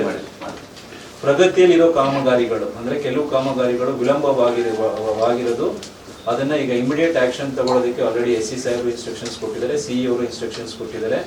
ಕೋವಿಡ್ ಇದ್ದಿದ್ದ ಕಾರಣ ಹಾಗೂ ಅನುದಾನ ಈ ಸತಿ ಸ್ವಲ್ಪ ಕೋವಿಡ್ ಇದ್ದಿದ್ದರಿಂದ ಅನುದಾನ ಪೂರ್ಣ ಪ್ರಮಾಣವಾಗಿ ಬರೆದಿದ್ದು ಸ್ವಲ್ಪ ಪ್ರಗತಿಯಲ್ಲಿ ಕುಂಠಿತವಾಗಿದೆ. ಅದನ್ನು they will make it up and March ಎಂಡಷ್ಟೊತ್ತಿಗೆ ಪೂರ್ಣಗೊಳಿಸುವ ಎಲ್ಲ ಕ್ರಮಗಳನ್ನು ಕೈಗೊಳ್ತಾರೆ. ಅದನ್ನು even the section officers and AEEs and ಎಕ್ಸಿಕ್ಯೂಟಿವ್ನ ಅಶ್ಯೂರ್ ಮಾಡಿದ್ದಾರೆ. ಪ್ರತಿಭಟನೆಯಲ್ಲಿ 10 ಹಳ್ಳಿಯ 100 ಗ್ರಾಮಸ್ಥರು ಹಾಜರಿದ್ದರು. ರಾಜ್ಯ ವಿಧಾನಸಭೆಯ ಬಜೆಟ್ ಅಧಿವೇಶನದಲ್ಲಿ ರೈತ ವಿರೋಧಿ ಕೃಷಿ ಸಂಬಂಧಿಸಿದ ತಿದ್ದುಪಡಿ ಮಸೂದೆಗಳು ಮತ್ತು ಕಾರ್ಮಿಕ ವಿರೋಧಿ ಕಾರ್ಮಿಕ ಸಂಹಿತೆಗಳನ್ನು ಹಾಗೂ ಇತರೆ ತಿದ್ದುಪಡಿಗಳನ್ನು ತಿರಸ್ಕರಿಸಲು ಹಾಗೂ ಸಂಘಟಿತ ಅಸಂಘಟಿತ ಕಾರ್ಮಿಕರ ಬೇಡಿಕೆಗಳನ್ನು ಈಡೇರಿಕೆಗೆ ಶಾಸಕರು ಧ್ವನಿ ಎತ್ತುವಂತೆ ಆಗ್ರಹಿಸಿ ತಾಲೂಕು ಪಂಚಾಯಿತಿ ಶಾಸಕರ ಕಚೇರಿ ಮುಂದೆ ಪ್ರತಿಭಟನೆ ನಡೆಸಲಾಯಿತು. ನಗರದ ಹೇಮಾವತಿ ಪ್ರತಿಮೆ ಬಳಿಯಿಂದ ಹೊರಟ ಪ್ರತಿಭಟನಾ ಮೆರವಣಿಗೆಯು NR ವೃತ್ತದ ಮೂಲಕ ತಾಲೂಕು ಪಂಚಾಯಿತಿ ಕಚೇರಿ ಆವರಣಕ್ಕೆ ಬಂದ ಅವರು, ಮುಂಬರುವ ವಿಧಾನಸಭಾ ಬಜೆಟ್ ಅಧಿವೇಶನದಲ್ಲಿ ರಾಜ್ಯದ ಕಾರ್ಮಿಕರು, ರೈತರು ಮತ್ತು ಜನಸಾಮಾನ್ಯರ ಪರವಾಗಿ ನೀವು ಧ್ವನಿ ಎತ್ತಬೇಕು. ರಾಜ್ಯದ ಏಳಿಗೆಗಾಗಿ ವಿವಿಧ ವಿಭಾಗದ ಕಾರ್ಮಿಕರು, ರೈತರು, ಇನ್ನಿತರೆ ದುಡಿಯುವ ವಿಭಾಗದ ಜನರ ಹಿತವನ್ನು ಹಾಗೂ ಅವರ ಬದುಕನ್ನು ರಕ್ಷಿಸಲು ತಮ್ಮ ಬೆಂಬಲ ಅತ್ಯಗತ್ಯವಾಗಿದೆ. ನಮ್ಮ ಬೇಡಿಕೆಗಳ ಅಗತ್ಯದ ಕುರಿತು, ಅವುಗಳಿಗೆ ಕಾರಣವಾಗಿರುವ ಜನಪರ ಉದ್ದೇಶಗಳ ಕುರಿತು ಹಾಗೂ ಈ ಬೇಡಿಕೆಗಳ ಈಡೇರಿಕೆಗಾಗಿ ಹೋರಾಟ ನಡೆಸಿ ಮನವಿ ಸಲ್ಲಿಸಿದೆ. 2021 ಮಾರ್ಚ್ 4ರಂದು ಎಲ್ಲ ವಿಭಾಗದ ಕಾರ್ಮಿಕರು CITU ರಾಜ್ಯ ಸಮಿತಿ ನೇತೃತ್ವದಲ್ಲಿ ಬಜೆಟ್ ಅಧಿವೇಶನ ಚಲೋ ನಡೆಸಿ ರಾಜ್ಯದ ಮಾನ್ಯ ಮುಖ್ಯಮಂತ್ರಿಗಳಿಗೆ ಮನವಿ ಪತ್ರ ಸಲ್ಲಿಸಿದ್ದು, ಸೂಕ್ತ ಪ್ರಯತ್ನ ಮಾಡಿದಲ್ಲಿ ಈ ವರ್ಷದ ಬಜೆಟ್ ಅನುದಾನದ ಮೂಲಕ ಹಲವು ಬೇಡಿಕೆಗಳನ್ನು ಈಡೇರಿಸಲು ಅನುಕೂಲವಾಗುತ್ತದೆ. ಇದರಿಂದ ಸರ್ಕಾರವು ಜನಪರ ನೀತಿಗಳನ್ನು ಜಾರಿ ಮಾಡಬೇಕೆಂಬ ಒತ್ತಾಯವನ್ನು ಮಾಡಲು ಸಾಧ್ಯವಾಗುತ್ತದೆ ಎಂದರು. ಅವ್ರ ಮುಖಾಂತರ ಒತ್ತಡವನ್ನು ಹಾಕ್ತಾ ಇದ್ದೀವಿ. ಇವತ್ತೇನಂತಂದರೆ ಹೊಸ ರಾಷ್ಟ್ರೀಯ ಶಿಕ್ಷಣ ಬಂದಿದೆ. ಹೊಸ ರಾಷ್ಟ್ರೀಯ ಶಿಕ್ಷಣ ನೀತಿ ನಮಗೆ ಬೇಡ, ಖಾಸಗೀಕರಣ ಬೇಡ. ICDSಗೆ ಮತ್ತು ಬಿಸಿಯೂಟ ಯೋಜನೆಗೆ ಮತ್ತು ಶಿಕ್ಷಣಕ್ಕೆ ಏನು ಇವತ್ತು ಕೇಂದ್ರ ಸರ್ಕಾರ ಅನುದಾನ ಕಡಿತ ಮಾಡಿದೆ, ಅನುದಾನನ ವಾಪಸ್ ಕೊಡಬೇಕು. ಮತ್ತು ಈಗಾಗಂತ ರಾಜ್ಯ ಬಜೆಟ್ನಲ್ಲೂ ಕೂಡ ಹೆಚ್ಚಿಗೆ ಈ 3 ಇಲಾಖೆಗೂ ಕೂಡ ಹೆಚ್ಚಿನ ಅನುದಾನಗಳನ್ನ ಇಡಬೇಕು ಅಂತೇಳಿ ಇವತ್ತು ಸರ್ಕಾರನ ಒತ್ತಾಯ ಮಾಡ್ತಾ ಇರೋಂಥದ್ದು. ಕಾರ್ಮಿಕ ಸಂಹಿತೆಗಳು ಅಂತ ಇವತ್ತೇನು 29 ಕಾಯ್ದೆಗಳಿದ್ದಂತನ್ನ ಇವತ್ತು ರಾಜ್ಯ ಮತ್ತು ಕೇಂದ್ರ ಸರ್ಕಾರ 4 ಸಂಹಿತೆಗಳನ್ನಾಗಿ ಏನ್ ಮಾಡಿದೆ, ಅದು ಸಂಹಿತೆಗಳು ವಾಪಸ್ ಆಗಬೇಕು. ಮತ್ತೆ ದೆಹಲಿ ಒಳಗೆ ಇವತ್ತೇನು ರೈತರು 4 ತಿಂಗಳಿಂದ ಹೋರಾಟ ಮಾಡ್ತಾ ಇದ್ದಾರೆ, ಕೃಷಿ ಕಾಯ್ದೆಗಳು ಏನು 3 ಕೃಷಿ ಕಾಯ್ದೆಗಳು, ವಿದ್ಯುತ್ ಬಿಲ್ ಖಾಸಗೀಕರಣ ಅದು ಕೂಡ ವಾಪಸ್ ಆಗಬೇಕು. ಪ್ರತಿಭಟನೆಯಲ್ಲಿ CITU ಜಿಲ್ಲಾಧ್ಯಕ್ಷ ಧರ್ಮೇಶ್, ಜಿಲ್ಲಾ ಪ್ರಧಾನ ಕಾರ್ಯದರ್ಶಿ MB ಪುಷ್ಪ, ಅರವಿಂದ್, ಪೃಥ್ವಿ ಹಾಗೂ ಇತರರು ಪಾಲ್ಗೊಂಡಿದ್ದರು. ಪೆಟ್ರೋಲ್, ಡೀಸೆಲ್, ಗ್ಯಾಸ್, ಅಡುಗೆ ಎಣ್ಣೆ ಸೇರಿದಂತೆ ಪ್ರತಿದಿನ ಬಳಕೆ ಮಾಡುವ ಪದಾರ್ಥಗಳ ಬೆಲೆ ಏರಿಕೆಯನ್ನು ಖಂಡಿಸಿ ಫೆಬ್ರವರಿ 23ರ ಮಂಗಳವಾರ ಹಾಸನದಲ್ಲಿ ಕಾಂಗ್ರೆಸ್ ಮುಖಂಡ ಎಚ್.ಕೆ. ಮಹೇಶ್ ನೇತೃತ್ವದಲ್ಲಿ ಬೃಹತ್ ಪ್ರತಿಭಟನೆ ಏರ್ಪಡಿಸಲಾಗಿದೆ ಎಂದು ನಗರಸಭಾ ಮಾಜಿ ಸದಸ್ಯ ಚಂದ್ರಶೇಖರ್ ತಿಳಿಸಿದರು. ಪತ್ರಿಕಾಗೋಷ್ಠಿಯಲ್ಲಿ ಸೋಮವಾರ ಮಾತನಾಡಿ, ಕೇಂದ್ರ ಸರ್ಕಾರವು ಜನಸಾಮಾನ್ಯರ ಮೇಲೆ ಪ್ರತಿನಿತ್ಯ ಒಂದಲ್ಲ ಒಂದು ರೀತಿ ಬೆಲೆ ಏರಿಕೆಯ ಬರೆ ಹಾಕುತ್ತಿದ್ದಾರೆ. ಪೆಟ್ರೋಲ್, ಡೀಸೆಲ್, ಗ್ಯಾಸ್, ಅಡುಗೆ ಎಣ್ಣೆ ಸೇರಿದಂತೆ ಪ್ರತಿದಿನ ಬಳಕೆ ಮಾಡುವ ಪದಾರ್ಥಗಳ ಮೇಲೆ ಏರಿಕೆಯನ್ನು ಮಾಡಲಾಗುತ್ತಿದೆ. ಇಂತಹ ಬೆಲೆ ಏರಿಕೆಯಿಂದ ಜನರು ತೊಂದರೆ ಅನುಭವಿಸಿ ತತ್ತರಿಸಿ ಹೋಗಿದ್ದಾರೆ ಎಂದರು. ಕಾಂಗ್ರೆಸ್ ಸರ್ಕಾರದಲ್ಲಿ ಪೆಟ್ರೋಲ್ ಲೀಟರ್ಗೆ 62 ರೂಗಳಿತ್ತು. ಸಿಲಿಂಡರ್ 350ರಿಂದ 400 ರೂಗಳಿಗೆ ಸಿಗುತ್ತಿತ್ತು. ಇಂದು ಆಟೋ ಗ್ಯಾಸ್ ಕೂಡ ಹೆಚ್ಚಳವಾಗಿದೆ ಎಂದು ದೂರಿದರು. ಇನ್ನು ಕೊರಿಯರ್ ಕೆಲಸ ಮಾಡುವವರು ತಿಂಗಳಿಗೆ 10ರಿಂದ 12 ಸಾವಿರ ರು ಸಂಬಳ ಪಡೆಯುತ್ತಾರೆ. ಆದರೆ ಪೆಟ್ರೋಲ್ ಹೆಚ್ಚಳದಿಂದ ಕಷ್ಟದ ಪರಿಸ್ಥಿತಿ ಎದುರಿಸಬೇಕಾಗಿದೆ. ಬೆಲೆ ಏರಿಕೆಯ ವಿರುದ್ಧ ಮಂಗಳವಾರದಂದು ಹಾಸನ ವಿಧಾನಸಭಾ ಕ್ಷೇತ್ರದ ವತಿಯಿಂದ ಕಾಂಗ್ರೆಸ್ ನಾಯಕ ಎಚ್.ಕೆ. ಮಹೇಶ್ ನೇತೃತ್ವದಲ್ಲಿ ಸಾವಿರಾರು ಜನರೊಂದಿಗೆ ಪಕ್ಷದ ಕಚೇರಿಯಿಂದ ಕಾಲ್ನಡಿಗೆ ಮೂಲಕ ಬೃಹತ್ ಪ್ರತಿಭಟನೆಯನ್ನು ಹಮ್ಮಿಕೊಳ್ಳಲಾಗಿದೆ ಎಂದರು. ಕಾಂಗ್ರೆಸ್ ಕಚೇರಿಯಿಂದ ಪ್ರತಿಭಟನೆ ಹೊರಟು ನಗರದ ಎನ್ಆರ್ ವೃತ್ತದಲ್ಲಿ ಮಾನವ ಸರಪಳಿ ನಿರ್ಮಿಸಿ ನಂತರ ಜಿಲ್ಲಾಧಿಕಾರಿ ಕಚೇರಿಯ ಆವರಣಕ್ಕೆ ಬಂದು ಮನವಿ ಸಲ್ಲಿಸಲಾಗುವುದೆಂದು ಹೋರಾಟದ ಬಗ್ಗೆ ಮಾಹಿತಿ ನೀಡಿದರು. ಇದರಿಂದ ಜನಸಾಮಾನ್ಯರಿಗೆ ಬಹಳ ತೊಂದರೆ ಅನುಭವಿಸುವಂತ ಸ್ಥಿತಿ ಬಂದು ತಲುಪಿದೆ. ಕಾಂಗ್ರೆಸ್ ಸರ್ಕಾರದಲ್ಲಿ ಪೆಟ್ರೋಲ್ 62 ರೂಪಾಯಿ ಇತ್ತು, ಸಿಲಿಂಡರ್ 350ರಿಂದ 400 ರೂಪಾಯಿ ಸಿಗ್ತಾ ಇತ್ತು. ಇವತ್ತು ಆಟೋ ಗ್ಯಾಸ್ ಸಮೇತ ಹೆಚ್ಚಳವಾಗಿದೆ. ಇವತ್ತು ಆಟೋ ಗ್ಯಾಸ್ ಅವರು ಅದೇ ಮಿನಿಮಮ್ ಏನಿತ್ತು ಅದರಲ್ಲೇ ಇವತ್ತು ಚಾಲನೆಯನ್ನ ಮಾಡ್ತಾ ಇದ್ದಾರೆ ಆಟೋದವರು. ಆದ್ರಿಂದ ಈ ಕೊರಿಯರ್ ಬಾಯ್ಗಳಿಗೆ ಬಹಳ ಅನಾನುಕೂಲ ಆಗಿದೆ. ಅವರು ಇವತ್ತು ಒಂದು 10,000 12,000 ಸಂಬಳಕ್ಕೆ ಕೆಲಸಕ್ಕೆ ಹೋಗ್ತಾರೆ. ಕೊರಿಯರ್ ಬಾಯ್ಗಳು ಪ್ರತಿನಿತ್ಯ ಅವ್ರು ತಿಂಗಳಿಗೆ ಹೆಚ್ಚು ಕಮ್ಮಿ ಪೆಟ್ರೋಲ್ಗೆ ಅಂತಾನೆ ಒಂದು 6-7 ಸಾವಿರ ರೂಪಾಯಿ ಅವರು ವ್ಯಯನ ಮಾಡಬೇಕಾದಂತ ಪರಿಸ್ಥಿತಿ ಬಂದಿದೆ. ಆದ್ರಿಂದ ನಮ್ಮ ಹಾಸನ ವಿಧಾನಸಭಾ ಕ್ಷೇತ್ರದ ಕಾಂಗ್ರೆಸ್ ವತಿಯಿಂದ ನಮ್ಮ ನಾಯಕರಾದ ಎಚ್.ಕೆ. ಮಹೇಶ್ ಅವರ ನೇತೃತ್ವದಲ್ಲಿ ನಾಳೆ ಕಾಂಗ್ರೆಸ್ ಭವನದಿಂದ ಒಂದು ಬೃಹತ್ ಪ್ರತಿಭಟನೆಯನ್ನ ಹಮ್ಮಿಕೊಂಡಿದ್ದೀವಿ. ಈ ಪೆಟ್ರೋಲ್ ಮತ್ತೆ ಡೀಸೆಲ್ ಬೆಲೆ ಏರಿಕೆ ಜಾಸ್ತಿ ಆಗಿರೋದ್ರಿಂದ ಸುಮಾರು 1000 ಜನ ಸಂಖ್ಯೆಯಲ್ಲಿ ನಾಳೆ ಒಂದು ಬೃಹತ್ ಪ್ರತಿಭಟನೆಯನ್ನ ಹಮ್ಮಿಕೊಂಡು ಕಾಲ್ನಡಿಗೆ ಮೂಲಕ ಎನ್ಆರ್ ಸರ್ಕಲ್ನ ತಲುಪಿ ಒಂದು ಮಾನವ ಸರಪಳಿಯನ್ನ ನಿರ್ಮಿಸಿ ಅಲ್ಲಿಂದ ನಾವು ಡಿಸಿ ಅವರಿಗೆ ಒಂದು ಮೆಮೊರಾಂಡಮ್ ಅನ್ನ ಕೊಡಬೇಕು ಅಂತ ಅನ್ಕೊಂಡಿದ್ದೀವಿ. ಪತ್ರಿಕಾಗೋಷ್ಠಿಯಲ್ಲಿ ಕಾಂಗ್ರೆಸ್ ಮುಖಂಡರಾದ ಬ್ಲಾಕ್ ಕಾಂಗ್ರೆಸ್ ಘಟಕದ ಆರಿಫ್, ಲೋಕೇಶ್, ವಿನೋದ್, ಚಂದ್ರಶೇಖರ್, ಹೇಮಂತ್ ಕುಮಾರ್ ಹಾಗೂ ಇತರರು ಪಾಲ್ಗೊಂಡಿದ್ದರು. ಕೊರೋನಾ ಸಂಕಷ್ಟದ ದಿನಗಳಲ್ಲಿ ಕೆಲಸವಿಲ್ಲದೆ ಕಂಗಾಲಾಗಿದ್ದ ವಿದ್ಯಾವಂತ ಯುವಕ ಯುವತಿಯರಿಗೆ ಉದ್ಯೋಗ ಕಲ್ಪಿಸುವ ನಿಟ್ಟಿನಲ್ಲಿ ಕೈಗೊಂಡಿರುವ ಈ ಕಾರ್ಯಕ್ರಮದಿಂದ ನಿರುದ್ಯೋಗಿಗಳ ಭವಿಷ್ಯ ಉಜ್ವಲವಾಗಿ ಬೆಳಗಲಿ ಎಂದು ಶ್ರವಣಬೆಳಗೊಳ ಜೈನ ಮಠದ ಪೀಠಾಧ್ಯಕ್ಷ ಸ್ವಸ್ತಿ ಶ್ರೀ ಚಾರುಕೀರ್ತಿ ಭಟ್ಟಾರಕ ಸ್ವಾಮೀಜಿ ಹೇಳಿದರು. ಚನ್ನರಾಯಪಟ್ಟಣದ ಪೊಲೀಸ್ ಸಮುದಾಯ ಭವನದಲ್ಲಿ ಮನೋಹರ್ ವತಿಯಿಂದ ಭಾನುವಾರ ಏರ್ಪಡಿಸಿದ್ದ ಬೃಹತ್ ಉದ್ಯೋಗ ಮೇಳ ಕಾರ್ಯಕ್ರಮವನ್ನು ಉದ್ದೇಶಿಸಿ ಮಾತನಾಡಿ, ವಿದ್ಯಾವಂತರಿಗೆ ಉದ್ಯೋಗ ಇಲ್ಲದಿರುವುದೇ ದೊಡ್ಡ ತಲೆನೋವಾಗಿ ಪರಿಣಮಿಸಿದೆ. ಸಮಾಜದಲ್ಲಿ ನಿರುದ್ಯೋಗದ ಸಮಸ್ಯೆ ತಾಂಡವವಾಡುತ್ತಿದೆ. ಸ್ಥಳೀಯ ಮತ್ತು ಗ್ರಾಮೀಣ ಭಾಗದ ಯುವಕ ಯುವತಿಯರಿಗೆ ಅವಕಾಶ ನೀಡುವುದು ನಿಜಕ್ಕೂ ಶ್ಲಾಘನೀಯವಾದ ಕೆಲಸ. ಇತ್ತೀಚಿನ ದಿನಗಳಲ್ಲಿ ಕೊರೋನಾದಿಂದ ಕೆಲವೊಂದು ಪರಿವರ್ತನೆ ಉಂಟಾಗಿದ್ದು ಮನೆಯಲ್ಲಿಯೇ ಕುಳಿತು ಕೆಲಸ ಮಾಡಬೇಕಾದ ಅನಿವಾರ್ಯತೆ ಎದುರಾಗಿದೆ. ಇಂತಹ ಸಂದರ್ಭದಲ್ಲಿ ಸದ್ಯ ಒಳ್ಳೆಯ ಅವಕಾಶ ಸಿಕ್ಕಿದೆ. ಉದ್ಯೋಗ ಅರಸಿ ವಲಸೆ ಹೋಗುವ ಅವಶ್ಯಕತೆ ಕಾರ್ಯಕ್ರಮದ ಮೂಲಕ ತಪ್ಪಿದೆ ಎಂದರು. ಕೋವಿಡ್-19 ಸಂದರ್ಭದಲ್ಲಿ ಕೆಲಸವಿಲ್ಲದೆ ನಗರ ಪ್ರದೇಶದಲ್ಲಿ ಕೆಲಸ ಮಾಡುತ್ತಿದ್ದ ಗ್ರಾಮೀಣ ಭಾಗದಲ್ಲಿನ ಲಕ್ಷಾಂತರ ಮಂದಿ ವಾಪಸ್ ಹಳ್ಳಿ ಕಡೆ ಮುಖ ಮಾಡಿದ್ದು ಸ್ಥಳೀಯವಾಗಿಯೇ ಸಣ್ಣಪುಟ್ಟ ಕೆಲಸ ಮಾಡಿಕೊಂಡು ಜೀವನ ನಡೆಸುತ್ತಿದ್ದಾರೆ. ಇಂಗ್ಲಿಷ್ ಮಾತನಾಡುವವರಿಗೆ ಅಥವಾ ಉನ್ನತ ವಿದ್ಯಾಭ್ಯಾಸ ಮಾಡಿರುವ ಪದವೀಧರರಿಗೆ ಕೆಲಸ ಮಾಡುವ ನೂರಾರು ಕಂಪನಿಗಳಿವೆ. ಆದರೆ ಗ್ರಾಮೀಣ ಭಾಗದ ನಿರುದ್ಯೋಗಿಗಳಿಗೆ, ಅದರಲ್ಲೂ ಕನ್ನಡ ಮಾಧ್ಯಮದಿಂದ ಬಂದವರಿಗೆ ಉದ್ಯೋಗ ನೀಡುವಲ್ಲಿ ಹಿಂದೇಟು ಹಾಕುವ ಕಂಪನಿಗಳೇ ಹೆಚ್ಚು. ಇಂತಹರದಲ್ಲಿ ಮನೋಹರ ಸೇವಾ ಪ್ರತಿಷ್ಠಾನದ ಮೂಲಕ ಕನ್ನಡ ಮಾಧ್ಯಮ ಮತ್ತು ಗ್ರಾಮೀಣ ಭಾಗದಲ್ಲಿಯೇ ಉಳಿದುಕೊಂಡಿದ್ದು ನಿರುದ್ಯೋಗಿಗಳಿಗೆ ಉದ್ಯೋಗ ಮೇಳ ಮಾಡುವ ಮೂಲಕ ಸಂಸ್ಥೆ ಆಶಾಕಿರಣವಾಗಿದೆ.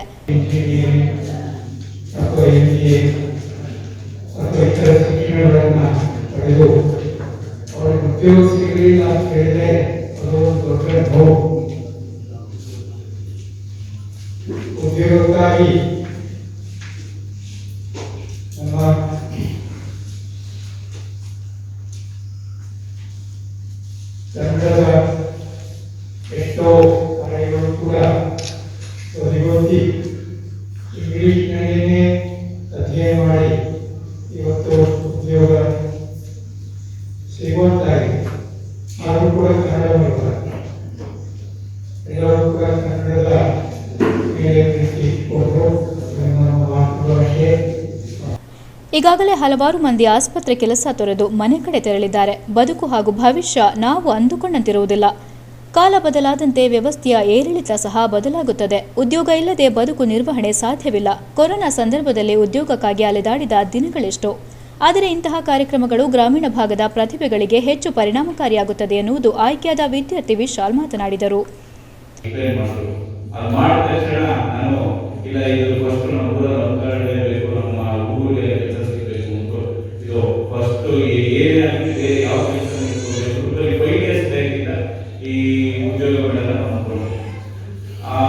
ಮುಂದಿನ ದಿನದಲ್ಲಿ ಇದೇ ರೀತಿ ಇಂಡಸ್ಟ್ರೀಸ್ ಇರ್ಬೋದು, ITBTs ಇರ್ಬೋದು, ಇನ್ನು ಒಂದು ತಿಂಗಳಲ್ಲಿ ಇದು ದೊಡ್ಡ ಮಟ್ಟದ್ದು ಇಡೀ ರಾಜ್ಯದವರು ನಮ್ಮ ಚಂದ್ರನವರು ಅಂಥದ್ದೊಂದು ದೊಡ್ಡ ಉದ್ಯೋಗ ಬೇಡ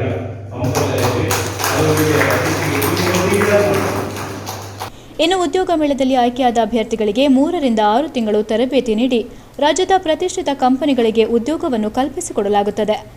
ಅದರಲ್ಲೂ ಇಂದು ಆಯ್ಕೆಯಾದ ಬಹುತೇಕ ಮಂದಿಯನ್ನು ಬೆಂಗಳೂರು, ಮಂಗಳೂರು, ಹಾಸನ, ತುಮಕೂರು, ಮೈಸೂರಿನಲ್ಲಿರುವ Apollo, Manipal, Columbia Asia, Fortis ಹಾಗೂ ಎಕ್ಸಿಜ್ ಆಸ್ಪತ್ರೆಗೆ ನೇರ ಸಂದರ್ಶನದ ಮೂಲಕ ಆಯ್ಕೆ ಪ್ರಕ್ರಿಯೆ ಮಾಡಲಾಗುತ್ತದೆ. ಇದರಿಂದ ಗ್ರಾಮೀಣ ಅಭ್ಯರ್ಥಿಗಳಿಗೆ ಅನುಕೂಲವಾಗುತ್ತದೆ ಎಂದರು.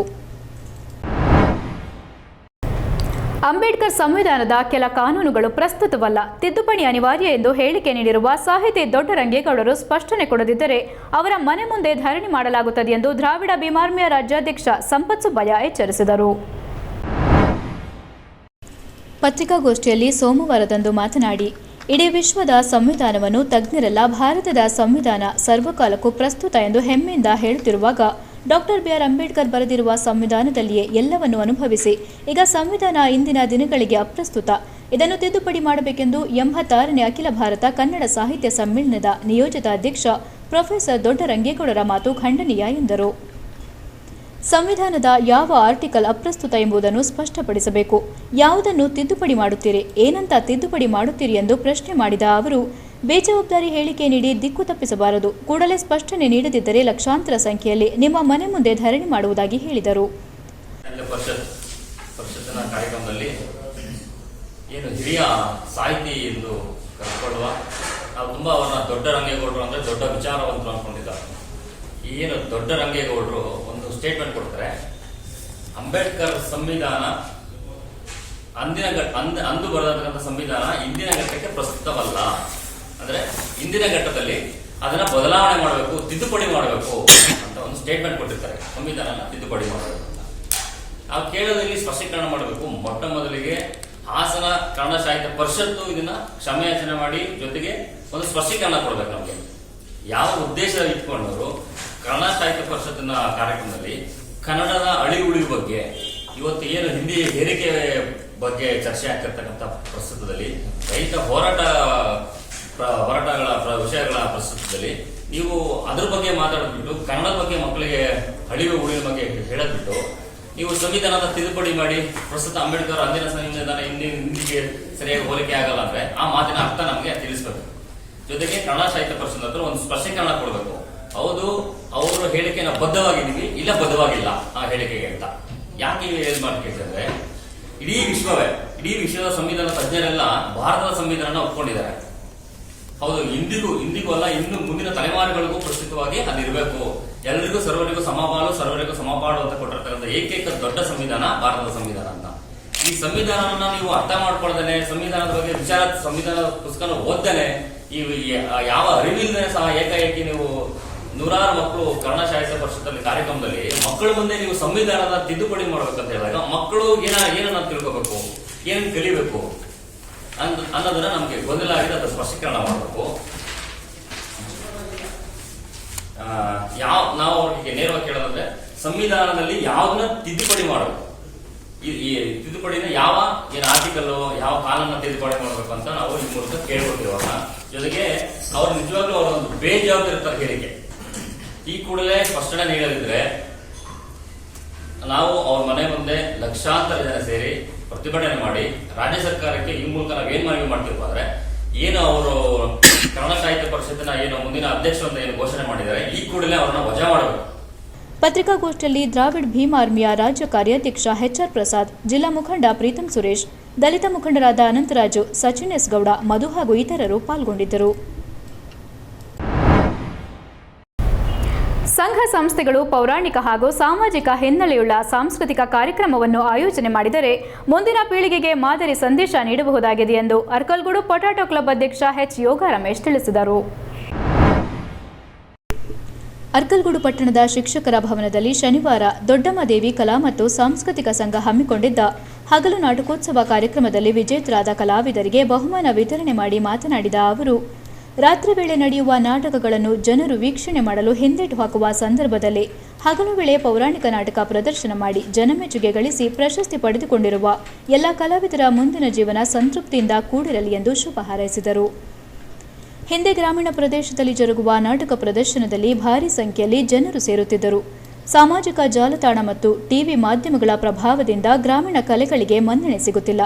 ನಾಡಿನ ಸಂಸ್ಕೃತಿಯನ್ನು ವಿಕಾಸಗೊಳಿಸುವ ಗ್ರಾಮೀಣ ಕಲೆಗಳನ್ನು ಪ್ರತಿಯೊಬ್ಬರೂ ಪ್ರೋತ್ಸಾಹಿಸಬೇಕಿದೆ ಎಂದರು. ಜಿಲ್ಲಾ ಸಹಕಾರ ಕೇಂದ್ರ ಬ್ಯಾಂಕ್ನ ಮಾಜಿ ಅಧ್ಯಕ್ಷ ಹೊನ್ನವಳ್ಳಿ ಸತೀಶ್ ಮಾತನಾಡಿ, ಆಧುನಿಕ ಭರಾಟೆಗೆ ಸಿಲುಕಿ ಪೌರಾಣಿಕ ನಾಟಕಗಳ ಸಾಂಸ್ಕೃತಿಕ ನೇಪಥ್ಯಕ್ಕೆ ಸರಿಯುತ್ತಿರುವ ಸಂದಿಗ್ಧ ಪರಿಸ್ಥಿತಿಯಲ್ಲಿ ಇಲ್ಲಿನ ಕಲಾವಿದರು ರಾಜ್ಯದ ಹಲವು ಕಡೆಗಳಿಂದ ಕಲಾವಿದರನ್ನು ಆಹ್ವಾನಿಸಿ ನಾಟಕ ಅಭಿನಯಿಸಲು ನೆರವಾಗಿದ್ದಾರೆ. ಅಲ್ಲದೆ ಉತ್ತಮ ಪ್ರದರ್ಶನ ನೀಡಿದ ತಂಡಕ್ಕೆ ನಗದು ಬಹುಮಾನ ನೀಡುತ್ತಿರುವುದು ಸಂತಸದ ಸಂಗತಿಯಾಗಿದೆ. ಇಂತಹ ಕಾರ್ಯಕ್ಕೆ ಎಲ್ಲರೂ ಕೈಜೋಡಿಸಬೇಕಿದೆ ಎಂದರು. ಮತ್ತು ಅವತ್ತು ಅದಕ್ಕೆ ಜನರು ಗೌರವವನ್ನು ಕೊಡೋದು. ನಾವೊಂದು ನಾಟಕ ಅಂತ ಅಂದರೆ ಊರಿನಲ್ಲಿ ಅವತ್ತೊಂದು ಹಬ್ಬದ ವಾತಾವರಣ ಇರೋದು, ಎಲ್ಲ ಬಂದು ಬಳಗ ಎಲ್ಲ ಬರೋರು, ನಾಟಕವನ್ನು ಅಷ್ಟೇ ಒಂದು ಶ್ರದ್ಧೆ ಭಕ್ತಿಯಿಂದ ಕಲಿಯೋರು, ಅದೇ ಒಂದು ಶ್ರದ್ಧೆ ಇರತಕ್ಕಂಥದ್ದು, ವ್ರತ ಎಲ್ಲವನ್ನು ಆಚರಣೆ ಮಾಡೋರು, ಮತ್ತು ಪ್ರತಿ ಮನೆಯಲ್ಲೂ ಊರಿನಲ್ಲೇ ಅಂತ ಒಂದು ಗೌರವ ಇರ್ತಕ್ಕಂಥದ್ದು. ಜಿಲ್ಲಾ ಪಂಚಾಯಿತಿ ಸದಸ್ಯ ಶ್ರೀನಿವಾಸ್, ಮಾಜಿ ಸದಸ್ಯ ಶಂಕರ್, ಮಲ್ಲಿಪಟ್ಟಣ ಗ್ರಾಮ ಪಂಚಾಯಿತಿ ಅಧ್ಯಕ್ಷ ರಂಗಸ್ವಾಮಿ ಮಾತನಾಡಿದರು. ಸಮಿತಿಯ ಪದಾಧಿಕಾರಿಗಳಾದ ಚಂದ್ರಪ್ಪ, ರಾಜೇಗೌಡ, ಕೇಶವ್, ವಿರೂಪಾಕ್ಷ, ಉದ್ಯಮಿ ಕೃಷ್ಣ ಹಾಗೂ ಇತರರು ವೇದಿಕೆಯಲ್ಲಿ ಉಪಸ್ಥಿತರಿದ್ದರು. ಪ್ರಥಮ ಬಹುಮಾನ ಪಡೆದ ಆನೆಕಲ್ಲು ಶ್ರೀಗಡಿನಾಡು ರಂಗಭೂಮಿ ಕಲಾವಿದರ ಸಂಘ, ಎರಡನೇ ಬಹುಮಾನ ಪಡೆದ ಮೈಸೂರಿನ ಹೆಬ್ಬಾಳ್ ಸಾಂಸ್ಕೃತಿಕ ವೇದಿಕೆ ಹಾಗೂ ತೃತೀಯ ಬಹುಮಾನ ಗಳಿಸಿದ ಮಂಡ್ಯ ನೇರ್ಲೆಕೆರೆ ಶ್ರೀ ಶಂಭುಲಿಂಗೇಶ್ವರ ಕಲಾ ತಂಡಕ್ಕೆ ಪಾರಿತೋಷಕಗಳೊಂದಿಗೆ ನಗದು ಬಹುಮಾನ ನೀಡಿ ಗೌರವಿಸಲಾಯಿತು. ಸಕಲೇಶಪುರ ತಾಲೂಕಿನಲ್ಲಿ ನೂತನವಾಗಿ ಆಯ್ಕೆಯಾದ ಗ್ರಾಮ ಪಂಚಾಯಿತಿ ಸದಸ್ಯರುಗಳಿಗೆ ಸರ್ಕಾರದ ವತಿಯಿಂದ ಮೈಸೂರಿನ ಅಬ್ದುಲ್ ನಜೀರ್ ಸಾಬ್ ಗ್ರಾಮೀಣಾಭಿವೃದ್ಧಿ ಸಂಸ್ಥೆ ಮತ್ತು ಪಂಚಾಯತ್ ರಾಜ್ ಸಂಸ್ಥೆ ವತಿಯಿಂದ 5 ದಿನಗಳ ಕಾಲ ತರಬೇತಿಯನ್ನು ನೀಡುವ ಕಾರ್ಯಕ್ರಮವನ್ನು ಹಮ್ಮಿಕೊಳ್ಳಲಾಗಿದೆ ಎಂದು ತಾಲೂಕು ಪಂಚಾಯಿತಿ ಮುಖ್ಯ ಕಾರ್ಯನಿರ್ವಹಣಾಧಿಕಾರಿ ಕೆ ಯೋಗೇಶ್ ತಿಳಿಸಿದರು. ಇಂದು ಅವರು ತಾಲೂಕು ಪಂಚಾಯಿತಿ ಕಚೇರಿಯಲ್ಲಿ ಸುದ್ದಿಗೋಷ್ಠಿಯನ್ನು ಉದ್ದೇಶಿಸಿ ಮಾತನಾಡುತ್ತಾ 392 ಜನ ಸದಸ್ಯರು ಗ್ರಾಮ ಪಂಚಾಯಿತಿಗೆ ನೂತನವಾಗಿ ಆಯ್ಕೆಯಾಗಿದ್ದು, ಫೆಬ್ರವರಿ 16ರಿಂದ ತರಬೇತಿಯನ್ನು ಆರಂಭಿಸಲಾಗಿದ್ದು, ಒಂದೊಂದು ಬ್ಯಾಚ್ಗೆ ಸುಮಾರು 35ರಿಂದ 40 ಜನ ಸದಸ್ಯರು ತರಬೇತಿಯನ್ನು ಪಡೆಯಲಿದ್ದಾರೆ. ತರಬೇತಿ ಅವಧಿಯಲ್ಲಿ ಸದಸ್ಯರುಗಳಿಗೆ ತಮ್ಮ ಅಧಿಕಾರಗಳೇನು, ಕರ್ತವ್ಯಗಳೇನು ಮತ್ತು ಪಂಚಾಯಿತಿಯ ಕಾರ್ಯನಿರ್ವಹಣೆ, ಸರ್ಕಾರದ ಯೋಜನೆಗಳ ಅನುಷ್ಠಾನದ ಮಾರ್ಗಸೂಚಿಗಳು ಏನೆಂಬುದರ ಬಗ್ಗೆ ಸವಿವರವಾಗಿ ತಿಳಿಸಲಾಗುತ್ತದೆ. ಈ ತರಬೇತಿ ಶಿಬಿರಗಳಿಂದ ಮುಂದಿನ 5 ವರ್ಷ ಸದಸ್ಯರಾಗಿ ಕಾರ್ಯನಿರ್ವಹಿಸಲು ಸದಸ್ಯರುಗಳಿಗೆ ಆತ್ಮವಿಶ್ವಾಸ ಬರಲಿದ್ದು, ಗ್ರಾಮದ ಸರ್ವಾಂಗೀಣ ಅಭಿವೃದ್ಧಿಗೆ ಇದು ಸಹಕಾರಿಯಾಗಲಿದೆ. 3 ಜನ ಸಂಪನ್ಮೂಲ ವ್ಯಕ್ತಿಗಳು ಮೈಸೂರಿನ ಅಬ್ದುಲ್ ನಜೀರ್ ಸಾಬ್ ಗ್ರಾಮೀಣಾಭಿವೃದ್ಧಿ ಸಂಸ್ಥೆಯಿಂದ ಬಂದಿದ್ದು, ಸದಸ್ಯರುಗಳು ಲವಲವಿಕೆಯಿಂದ ಭಾಗವಹಿಸುತ್ತಿದ್ದಾರೆ ಎಂದು ತಿಳಿಸಿ, ಈ ತರಬೇತಿಯ ಫಲಶ್ರುತಿ ಮುಂದಿನ ದಿನಗಳಲ್ಲಿ ಕಾಣಸಿಗಲಿದೆ ಎಂದು ವಿಶ್ವಾಸ ವ್ಯಕ್ತಪಡಿಸಿದರು. ಅಧ್ಯಕ್ಷ ಮತ್ತು ಉಪಾಧ್ಯಕ್ಷ ಆಯ್ಕೆ ಕೂಡ ಆಗಿರೋದ್ರಿಂದ ನಮಗೆ ತರಬೇತಿ ಕೊಡಲಿಕ್ಕೆ ಯಾವುದೇ ಥರದ ನಮಗೆ ಅಡಚಣೆಗಳಿಲ್ಲ. ಎಲ್ಲ ಸದಸ್ಯರು ಭಾಳ ಆತ್ಮಸಂತೋಷವಾಗಿ ಭಾಳ ಸಕ್ರಿಯವಾಗಿ ತರಬೇತಿಯಲ್ಲಿ ಪಾಲ್ಗೊಳ್ತಾ ಇದ್ದಾರೆ. ಅವರು 5 ವರ್ಷಗಳ ಕಾಲ ಸದಸ್ಯರಾಗಿ ಇರುವ ಹಿನ್ನೆಲೆಯಲ್ಲಿ ಅವರಿಗೆ ತರಬೇತಿ ಅತಿ ಅವಶ್ಯಕವಾಗಿದೆ. ಅಬ್ದುಲ್ ನಜೀರ್ ಸಾಬ್ ಗ್ರಾಮೀಣಾಭಿವೃದ್ಧಿ ಮತ್ತು ಪಂಚಾಯತ್ ರಾಜ್ ಸಂಸ್ಥೆ ಮೈಸೂರು ಅವರು ಅತ್ಯಂತ ಅಚ್ಚುಕಟ್ಟಾಗಿ ಒಂದು ತರಬೇತಿ ಇದನ್ನು ಅವರು ಏನು ಸಂಯೋಜನೆ ಮಾಡಿದ್ದಾರೆ. ಆ ತರಬೇತಿಯಲ್ಲಿ ಆ ಡಿಸೈನ್ ಏನಿದೆ ಅದರ ಪ್ರಕಾರ ಈ ತರಬೇತಿಯನ್ನು ಆಯ್ದ 103 ಜನ ಸಂಪನ್ಮೂಲ ವ್ಯಕ್ತಿಗಳು ತರಬೇತಿಯನ್ನು ಕೊಡ್ತಾ ಇದ್ದಾರೆ. ಅವರು 5 ವರ್ಷ ಇದ್ದಂಥ ಸಂದರ್ಭದಲ್ಲಿ ಯಾವ ರೀತಿ ಪಂಚಾಯತಿಯ ಒಂದು ಸರ್ವಾಂಗೀಣ ಪ್ರಗತಿಗೆ ತಮ್ಮ ತೊಡಗಿಸ್ಕೊಳ್ಬೋದು, ತಮ್ಮ ಪಾತ್ರಗಳೇನು, ತಮ್ಮ ಜವಾಬ್ದಾರಿಗಳೇನು, ತಮ್ಮ ಅಧಿಕಾರಗಳೇನು ಅಂತಕ್ಕಂಥದ್ರ ಬಗ್ಗೆ ಬಹಳ ವಿವರವಾಗಿ ಅಲ್ಲಿ ಅವರಿಗೆ ತರಬೇತಿಯನ್ನು ಕೊಡಲಾಗ್ತಾ ಇದೆ. ಯುವಜನಾಂಗ, ವಿಶೇಷವಾಗಿ ವಿದ್ಯಾರ್ಥಿಗಳು ಸಾಮಾಜಿಕ ಜವಾಬ್ದಾರಿಯನ್ನು ಅರಿತು ಬದುಕಿನೊಡನೆ ನೇರ ಸಂಪರ್ಕ ಇಟ್ಟುಕೊಳ್ಳಬೇಕೆಂಬ ಮಹಾತ್ಮ ಗಾಂಧೀಜಿಯವರ ಕನಸನ್ನು ನನಸು ಮಾಡಲು ರಾಷ್ಟ್ರೀಯ ಸೇವಾ ಯೋಜನೆ ಉಗಮವಾಗಿದೆ ಎಂದು ಆಲೂರು ಕ್ಷೇತ್ರ ಶಿಕ್ಷಣ ಸಮನ್ವಯಾಧಿಕಾರಿ ರಮೇಶ್ ತಿಳಿಸಿದರು. ಆಲೂರು ಪಟ್ಟಣದ ಸರ್ಕಾರಿ ಬಾಲಕಿಯರ ಪ್ರೌಢಶಾಲೆಯಲ್ಲಿ ರಾಷ್ಟ್ರೀಯ ಸೇವಾ ಯೋಜನೆ ಘಟಕ ಉದ್ಘಾಟಿಸಿ ಮಾತನಾಡಿ, 1969ರಲ್ಲಿ ವಿಜಯೇಂದ್ರ ಕಸ್ತೂರಿರಂಗ ವರದರಾಜರಾವ್ ಎಂಬುವವರು ರಾಷ್ಟ್ರೀಯ ಸೇವಾ ಯೋಜನೆ ಪ್ರಾರಂಭಿಸಿ ಈವರೆಗೆ ಉನ್ನತ ಶಿಕ್ಷಣ ಮಾಧ್ಯಮದಲ್ಲಿ ಮಾತ್ರ ಸೇವೆ ಯೋಜನೆ ಕೆಲಸ ಮಾಡುತ್ತಿದ್ದು ಈಗ ಪ್ರೌಢಶಾಲೆ ಹಂತಕ್ಕೂ ವಿಸ್ತರಣೆಯಾಗುತ್ತಿರುವುದರಿಂದ ವಿದ್ಯಾರ್ಥಿಗಳು ತಮ್ಮ ಶೈಕ್ಷಣಿಕ ಜೀವನದಲ್ಲಿ ನಾನು ನನಗಾಗಿ ಮಾತ್ರವಲ್ಲ ನಮ್ಮೆಲ್ಲರಿಗೂ ಎಂಬ ಧ್ಯೇಯೋದ್ದೇಶವನ್ನು ಅಳವಡಿಸಿಕೊಳ್ಳಬೇಕು. ರಾಷ್ಟ್ರೀಯ ಸೇವಾ ಯೋಜನೆ ವಿದ್ಯಾರ್ಥಿಯ ವ್ಯಕ್ತಿತ್ವ ರೂಪಿಸುವುದರ ಜೊತೆಗೆ ಸಮಾಜದ ಋಣ ತೀರಿಸುವ ಉತ್ತಮ ಮಾರ್ಗವಾಗಿದೆ ಎಂದರು. ಇವತ್ತು ರಾಜಕೀಯದಿಂದ ಎಲ್ಲ ತರಹದ ಅವಘಡಗಳು ಆಗ್ತಿದೆ, ಎಲ್ಲ ತರಹದ ಬೆಳವಣಿಗೆಗಳು ಆಗ್ತಾ ಇದೆ. ಎರಡು ಅವಘಡಗಳು ಆಗ್ತಾ ಇದೆ, ಅದ್ಭುತವಾದ ವಿಚಾರಗಳು ಘಟಿಸ್ತಾ ಇದೆ. ನಿಮಗೆ ನೆನಪಿರಲಿ, ಈಗ ಸ್ವೀಪ್ ಅನ್ನೋದು ಒಂದು ಕಾನ್ಸೆಪ್ಟ್ ಇದೆ, systematic voters education and electoral participation. ನೆನಪಿಟ್ಕೋಬೇಕು, ಸ್ವೀಪ್ ಅಂದ್ರೆ ಏನು ಅಂತ ಮಾಡಿದಾರಲ್ಲ, systematic voters education and electoral participation ಅಂತ ಹೊಸದಾಗಿ ಸೇರ್ತಿರಲ್ಲ ಅವರು. ಯೋಚನೆ ಮಾಡಿ, 2 ಬಾರಿ MLA ಆದರೆ ಹೇಗೆ, ಒಬ್ಬ ರಾಜಕಾರಣಿ 2 ಬಾರಿ MP ಸಾಕು. ಉನ್ನತ ಅಭಿವೃದ್ಧಿಶೀಲ ರಾಷ್ಟ್ರಗಳಲ್ಲಿ ರಾಜಕೀಯಗಳೇ ಆಗಿರ್ತದೆ. US ಅವನು ಪ್ರೆಸಿಡೆಂಟ್ ಆಗಬೇಕು ಅಂದ್ರೆ 2 ಬಾರಿ ಇಲ್ಲಿ ಮನೆಗೆ ಹೋಗುವ, 2 ಬಾರಿ ಆದ್ಮೇಲೆ ಮನೆಗೆ ಹೋಗುವ. ಮುಖ್ಯ ಶಿಕ್ಷಕಿ ಸುಜಾತ ಸೇವಾ ಪ್ರತಿನಿಧಿಗಳಿಗೆ ಪ್ರಮಾಣ ಬೋಧನೆ ಮಾಡಿ ಎನ್ಎಸ್ಎಸ್ನಿಂದ ಗ್ರಾಮೀಣ ಜನರ ಸೇವೆ ಮನೋಭಾವವನ್ನು ಬೆಳೆಸಿಕೊಂಡು ಅವರ ಜೀವನ ಅರಿತುಕೊಳ್ಳಲು, ಸಾಮಾಜಿಕ ಕುಂದುಕೊರತೆಗಳ ಬಗ್ಗೆ ಗಮನ ಹರಿಸಲು, ವ್ಯಕ್ತಿ ವಿಕಸನ ಹೊಂದಲು, ನಾಯಕತ್ವ ಗುಣಗಳನ್ನು ಬೆಳೆಸಿಕೊಳ್ಳಲು, ಜೀವನಾನುಭವ ಪಡೆಯಲು ಸಹಕಾರಿಯಾಗಿದೆ. 2 ವರ್ಷಗಳ ಅವಧಿಯಲ್ಲಿ ಕನಿಷ್ಠ 240 ಗಂಟೆಗಳ ಕಾಲ ದೈನಂದಿನ ಸೇವಾ ಚಟುವಟಿಕೆಗಳ ಕನಿಷ್ಠ 1 ಶಿಬಿರದಲ್ಲಿ ಭಾಗವಹಿಸುವವರಿಗೆ ರಾಸೆಯೋ ಪ್ರಮಾಣಪತ್ರ ನೀಡಲಾಗುವುದು. ಉನ್ನತ ಶಿಕ್ಷಣ ಪ್ರವೇಶ ಹಾಗೂ ಉದ್ಯೋಗ ನೀಡಿಕೆ ಸಮಯದಲ್ಲಿ ಈ ಪ್ರಮಾಣ ಪತ್ರಕ್ಕೆ ಪ್ರಾಶಸ್ತ್ಯ ನೀಡಲಾಗುತ್ತದೆ ಎಂದರು. ಈ ದಿವಸ ನಮ್ಮ ಶಾಲೆಯಲ್ಲಿ 2020-21ನೇ ಸಾಲಿನ ಎಲ್ಲ ಸಭೆಗಳನ್ನು ಉದ್ಘಾಟನೆ ಮಾಡಿದ್ರೆ ಸಾಕು. ಎಲ್ಲ ಸಭೆಗಳ ಅಡಿಯಲ್ಲಿ ಯಾರು ಸದಸ್ಯರಾಗಿದ್ದೀರಾ ಅಥವಾ ಕಾರ್ಯದರ್ಶಿಗಳಾಗಿದ್ದೀರಾ ಎಲ್ಲರೂ ಸಹ ಆ ಒಂದು ಸಭೆಗಳ ಚಟುವಟಿಕೆಗಳನ್ನ ವಿದ್ಯಾರ್ಥಿಗಳನ್ನ ಮಾಡಬೇಕು. ಅದೇ ರೀತಿ ನಮ್ಮ ಶಾಲೆಯ ಸುತ್ತಮುತ್ತಲ ಪರಿಸರವನ್ನು ಸ್ವಚ್ಛವಾಗಿಟ್ಕೋಬೇಕು. ಸರ್ ಹೇಳಿದಂಗೆ, ಶಿಕ್ಷಕ ಹೇಳಿದಂಗೆ ಶೌಚಾಲಯವನ್ನು ಸ್ವಚ್ಛವಾಗಿಟ್ಕೋಬೇಕು. ಅಡುಗೆ ಮನೆಯಲ್ಲಿ ಕೈ ತೊಳೆಯೋದಾಗಿ ಬಿಚ್ಚೋದು ಆ ಥರ ಎಲ್ಲ ಮಾಡಬಾರ್ದು. ಮತ್ತೆ ನೀವು ಮಾಸ್ಕ್ ಅನ್ನು ಹಾಕೋಬೇಕು, ಸ್ಯಾನಿಟೈಸರ್ ಅನ್ನು ಬಳಸಬೇಕು. ಶಾಲೆಗೆ ಯಾರು ಗೈರು ಹಾಜರಾಗಬಾರ್ದು. ಅದೇ ರೀತಿ ನೆಕ್ಸ್ಟ್ ನಮ್ಮ SDLC ನಮ್ಮ ಶಾಲೆಯ SDLC ಸದಸ್ಯರಿಗೆ ತರಬೇತಿ ಕಾರ್ಯಕ್ರಮವನ್ನು ಹಮ್ಮಿಕೊಂಡಿದ್ದೀವಿ. ರಾಷ್ಟ್ರೀಯ ಸೇವಾ ಯೋಜನೆ ತಾಲೂಕು ಅಧ್ಯಕ್ಷ MP ಹರೀಶ್ ಮಾತನಾಡಿ, ಸ್ವಾತಂತ್ರ್ಯದ ನಂತರ ದಿನಗಳಲ್ಲಿ ವಿದ್ಯಾರ್ಥಿಗಳಲ್ಲಿ ಸಾಮಾಜಿಕ ಸೇವಾ ಬದ್ಧತೆಯನ್ನು ಮೂಡಿಸಲು ಮತ್ತು ಪರಿಪೂರ್ಣ ವ್ಯಕ್ತಿತ್ವ ವಿಕಸನದ ಮೂಲ ಉದ್ದೇಶದೊಂದಿಗೆ ರಾಷ್ಟ್ರೀಯ ಸೇವಾ ಯೋಜನೆಯನ್ನು ಪ್ರಾರಂಭಿಸಬಹುದೆಂದು ಡಾ. ರಾಧಾಕೃಷ್ಣ ನೇತೃತ್ವದ ವಿಶ್ವವಿದ್ಯಾನಿಲಯ ಅನುದಾನ ಸಮಿತಿ ಭಾರತ ಸರ್ಕಾರಕ್ಕೆ ಅನುಮೋದನೆ ನೀಡಿದೆ. ಕಲಿಕೆ ಎನ್ನುವುದು ಕೇವಲ ವಿದ್ಯಾರ್ಥಿ ಮತ್ತು ಶಿಕ್ಷಕರ ನಡುವಿನ ಕೊಂಡಿಯಾಗಿರದೆ ವಿದ್ಯಾರ್ಥಿ ಮತ್ತು ಸಮುದಾಯದ ನಡುವೆ ಸುಖಕರವಾದ ಮತ್ತು ರಚನಾತ್ಮಕವಾದ ಸಂಬಂಧ ಬೆಳೆಯಬೇಕೆಂಬ ಆಶಯದೊಂದಿಗೆ ಸ್ವಯಂ ಪ್ರೇರಿತರಾಗಿ ಸಮುದಾಯ ಸೇವಾ ಭಾವನೆ ಮೂಡಿಸಲು ರಾಷ್ಟ್ರೀಯ ಸೇವಾ ಯೋಜನೆಯನ್ನು ಜಾರಿಗೆ ತರಲಾಯಿತು. ಪ್ರತಿಯೊಬ್ಬರೂ ಇದರಲ್ಲಿ ಪಾಲ್ಗೊಂಡು ಕಾರ್ಯಕ್ರಮದ ಯಶಸ್ಸಿಗೆ ಸಹಕರಿಸೋಣ ಎಂದು ತಿಳಿಸಿದರು. ಅದಕ್ಕೆಲ್ಲ ನಾವು ಮೂಲ ಕಾರಣಕರ್ತರಾಗಿದ್ದೀವಿ. ನೀವು ಆ ಥರ ಆಗಬೇಡಿ ಅನ್ನೋ ಒಂದು ಉದ್ದೇಶನ ನಿಮಗೆ ತಿಳಿಸೋಕ್ಕೋಸ್ಕರ ಈ ಒಂದು ಯೋಜನೆಯನ್ನು ಹಮ್ಮಿಕೊಂಡಿದ್ದಾರೆ. ಈ ರಾಷ್ಟ್ರಾದ್ಯಂತ ಸಾಮಾನ್ಯ ಸೆಪ್ಟೆಂಬರ್ 24ರಂದು ರಾಷ್ಟ್ರೀಯ ಸೇವಾ ಯೋಜನೆ ದಿನ ಅಂತ ಆಚರಿಸ್ತಾರೆ. ಇದು ವಿದ್ಯಾರ್ಥಿಗಳಲ್ಲಿ ಸಾಮಾಜಿಕ ಸೇವಾ ಬದ್ಧತೆ ಮೂಡಿಸಲು ಮತ್ತು ಪರಿಪೂರ್ಣ ವ್ಯಕ್ತಿತ್ವವನ್ನು ಪ್ರಾರಂಭಿಸಬೇಕಂತ ಹೇಳಿ ಡಾ. ರಾಧಾಕೃಷ್ಣ ನೇತೃತ್ವದಲ್ಲಿ ವಿಶ್ವವಿದ್ಯಾಲಯದ ಅನುದಾನ ಸಮಿತಿ ಭಾರತ ಸರ್ಕಾರಕ್ಕೆ ಅನುಮೋದನೆ ನೀಡಿದೆ. ಈಗ ನಮ್ಮ ಪರಿಸರ ಎಷ್ಟು ಕಲುಷಿತವಾಗಿದೆ ಹಾಗೆ ಯೋಚನೆ ಮಾಡಿ. ಸಮಾರಂಭದಲ್ಲಿ ಎನ್ಎಸ್ಎಸ್ ಸಲಹಾ ಸಮಿತಿ ಅಧ್ಯಕ್ಷ MP ಹರೀಶ್, ಸದಸ್ಯರಾದ ಸತೀಶ್, ಕುಮಾರಸ್ವಾಮಿ, ದೈಹಿಕ ಶಿಕ್ಷಕ ಪರಿವೀಕ್ಷಕ ಪ್ರೇಮಾನಂದ್, ತಿಮ್ಮಶೆಟ್ಟಿ, ರಾಮಚಂದ್ರ, ಕುಬೇರಪ್ಪ, ಶಕುಂತಲಾ, DP ಕೋಮ್ಲಾ ಸೇವಾ ಪ್ರತಿನಿಧಿಗಳು ಹಾಜರಿದ್ದರು. HCN ನ್ಯೂಸ್ನಲ್ಲಿ ಈಗ ಒಂದು ಪುಟ್ಟ break. Haryana handlooms. Haryana handlooms. Haryana handlooms. Haryana handlooms ಸುಮಾರು 10 ವರ್ಷಗಳಿಂದ ಹಾಸನದ ಜನತೆಗೆ ಸೇವೆ ನೀಡುತ್ತಾ ಬಂದಿರುವ ಹರಿಯಾಣ ಹ್ಯಾಂಡ್ಲೂಮ್ಸ್. ಹರಿಯಾಣ ಹ್ಯಾಂಡ್ಲೂಮ್ಸ್. ನಮ್ಮಲ್ಲಿ ಹ್ಯಾಂಡ್ಲೂಮ್ಸ್ ವಸ್ತುಗಳು ನಿಮ್ಮ ಕೈಗೆಟುಕುವ ದರದಲ್ಲಿ ನಮ್ಮಲ್ಲಿ ದೊರೆಯುತ್ತವೆ.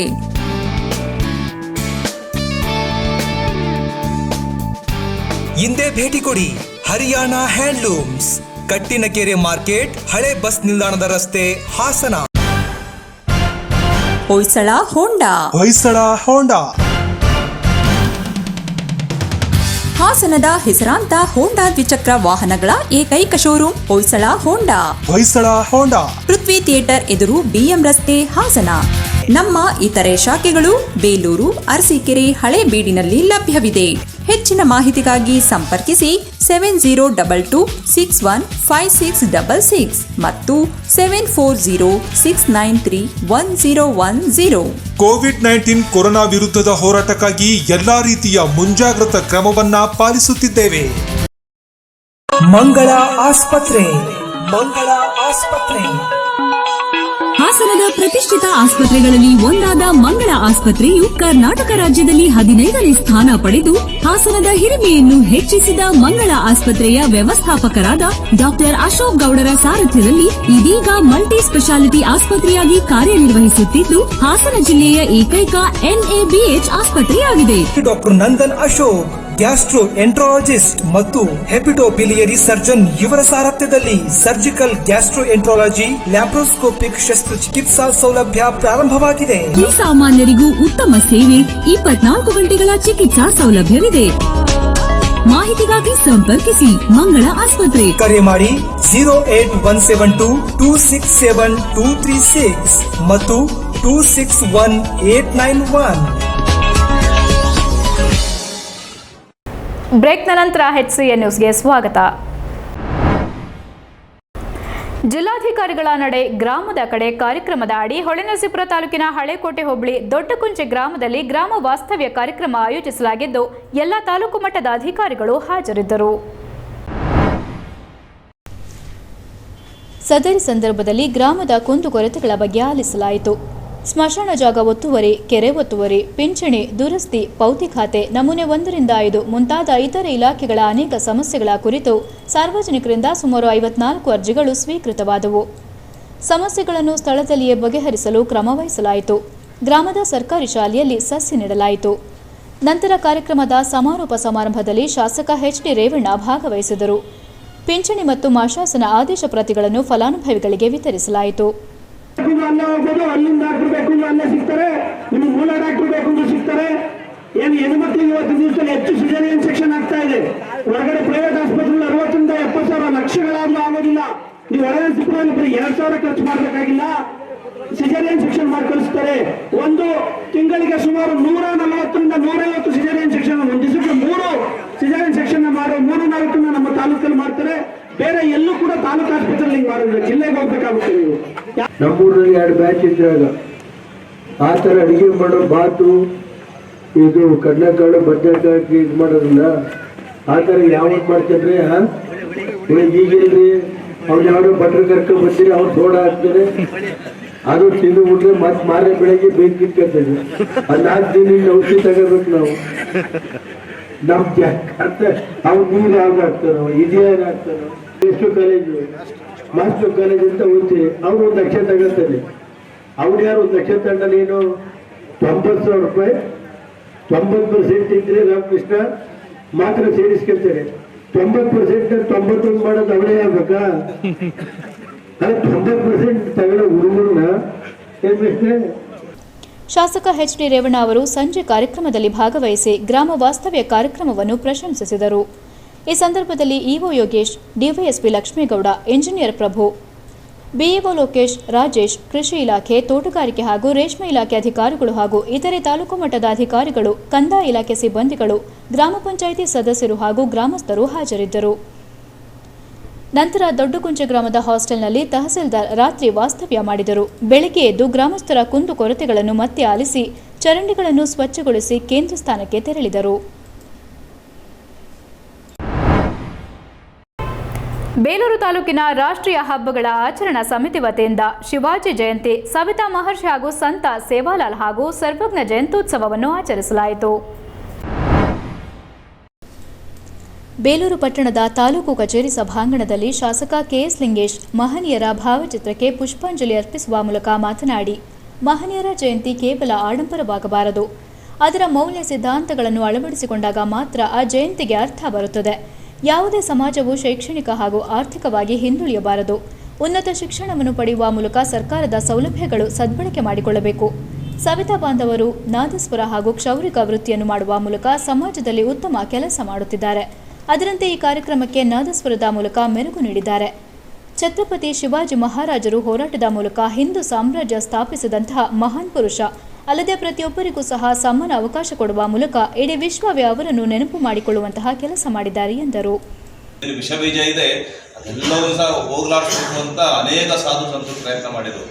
ಹಾಗಾಗಿ ಇವತ್ತಿಯೂ ಕೂಡ ಆಧುನಿಕ ಯುಗದಲ್ಲೂ ಸಹ ಅದೇ ಜಾತಿ ಸಂಕುಲದಲ್ಲಿ ನಾವು ಸುತ್ತಾಗಿ ತೊಳಲಾಡ್ತಾ ಇದ್ದೀವಿ ಅಂತ ಈ ಸಂದರ್ಭ ಹೇಳಿಕೆ ಇಷ್ಟಪಡುತ್ತಾ, ಅದೇ ನಮ್ಮ ಸ್ನೇಹಿತರ ರೀತಿಯಲ್ಲಿ ಕೋಟಿ ವಿದ್ಯೆಗಿಂತ ಮೇಟಿ ವಿದ್ಯೆಯೇ ಮೇಲು, ಮೇಟಿಯಂ ರಾಡೆ ನಡೆದುದಲ್ಲದೆ ದೇಶ ದಾಟವೇ ಕೆಡವು ಸರ್ವಜ್ಞ ಅಂತ ಹೇಳ್ತಾರೆ. ಕೋಟಿ ವಿದ್ಯೆಗಳಲ್ಲಿ ಅನೇಕ ವಿದ್ಯೆಗಳಿರ್ಬೋದು, ಅಂದರೆ ಅನೇಕ ರಂಗುಗಳಿರ್ಬೋದು. ಮೇಟಿ ವಿದ್ಯೆಯ ಮೇಲೆ ಕೃಷಿ ಕಾಯಕವೇ ಮೇಲು, ಕೋಟಿಯಂ ರಾಟೆ ನಡೆದುದಲ್ಲದೆ, ರಾಟೆ ಅಂದರೆ ದೇಶದ ಆರ್ಥಿಕ ಚಕ್ರ, ಕೋಟಿಯಂ ರಾಟೆ ನಡೆದುದಲ್ಲದೆ ದೇಶ ದಾಟವೇ ಕೆಡವು ಸರ್ವಜ್ಞ ಅಂತ ಅಷ್ಟೊಂದು ಇವತ್ತು ನಾವು ನೋಡ್ಬೋದು. ಯಾವುದೇ ರಂಗ ಏನೇ ಮಾಡಿದ್ರು ಸಹ ತಿನ್ನಕ್ಕೆ ಅನ್ನ ಬೇಕೇ ಬೇಕು. ಈ ಸಂದರ್ಭದಲ್ಲಿ ತಾಲೂಕು ಪಂಚಾಯಿತಿ ಅಧ್ಯಕ್ಷೆ ಸುಮಾ ಪರಮೇಶ್, ತಹಸೀಲ್ದಾರ್ ಎನ್ವಿ ನಟೇಶ್, ಕಾರ್ಯನಿರ್ವಹಣಾಧಿಕಾರಿ ರವಿಕುಮಾರ್, ಕ್ಷೇತ್ರ ಶಿಕ್ಷಣಾಧಿಕಾರಿ ಲೋಕೇಶ್, ಸಮಾಜದ ಮುಖಂಡರಾದ ಜಯರಾಮ್, ನರಸಿಂಹಸ್ವಾಮಿ, ಪ್ರಕಾಶ್, ಶಿವಾಜಿ, ಬೊಮ್ಮಣಿಹಳ್ಳಿ ಕುಮಾರಸ್ವಾಮಿ, ಮಾನ ಮಂಜೇಗೌಡ ಹಾಗೂ ಇತರರು ಹಾಜರಿದ್ದರು. ಕೊನೆಯಲ್ಲಿ ಮತ್ತೊಮ್ಮೆ ಮುಖ್ಯಾಂಶಗಳು. ಮದುವೆ ಸಮಾರಂಭಗಳಲ್ಲಿ ಪಾಲನೆಯಾಗದ ಕೋವಿಡ್ ನಿಯಮಾವಳಿ. ಕೋವಿಡ್ 2ನೇ ಅಲೆಯ ಬಗ್ಗೆ ಆಡಳಿತ ವರ್ಗದಲ್ಲಿ ಆತಂಕ. ವಿವಾಹ ಕಾರ್ಯಕ್ರಮಗಳಲ್ಲಿ ಕೊರೋನಾ ಸುರಕ್ಷತೆಗಾಗಿ ಮಾರ್ಷಲ್ ನಿಯೋಜನೆ. ಆರೋಗ್ಯ ಮತ್ತು ವೈದ್ಯಕೀಯ ಸಚಿವ ಸುಧಾಕರ್ ಹೇಳಿಕೆ. ಬೇಲೂರು ತಾಲೂಕಿನಲ್ಲಿ ಮುಂದುವರೆದಿರುವ ಕಾಡಾನೆಗಳ ಆರ್ಭಟ. ಲಕ್ಷಾಂತರ ಮೌಲ್ಯದ ಬೆಳೆ ನಾಶ. ಅರಣ್ಯ ಇಲಾಖೆ ವಿರುದ್ಧ ಗ್ರಾಮಸ್ಥರ ಆಕ್ರೋಶ. ತಕ್ಷಣ ಪರಿಹಾರ ಒದಗಿಸಲು ಒತ್ತಾಯ. ಸಂಘರ್ಷಕ್ಕೆ ಎಡೆಮಾಡದಂತೆ ಮೀಸಲಾತಿ ಕಲ್ಪಿಸುವುದು ಸರ್ಕಾರದ ಜವಾಬ್ದಾರಿ. ಸರ್ಕಾರಕ್ಕೆ ಎಚ್ಡಿಕೆ ಸಲಹೆ. ಮುಖ್ಯಮಂತ್ರಿಯಾಗಿ ಅವರ ಸಮುದಾಯಕ್ಕೆ ಸ್ಥಾನಮಾನ ಕಲ್ಪಿಸಲು ವಿಫಲ. ಸಿದ್ದರಾಮಯ್ಯರಿಗೆ ಎಚ್ಡಿ ಕುಮಾರಸ್ವಾಮಿ ಟಾಂಗ್. ಎಷ್ಟೊತ್ತು ನೀವು ನೋಡಿದ್ದು ಹಾಸನದ ಸುದ್ದಿ ಅಂದ್ರೆ HCN ನ್ಯೂಸ್.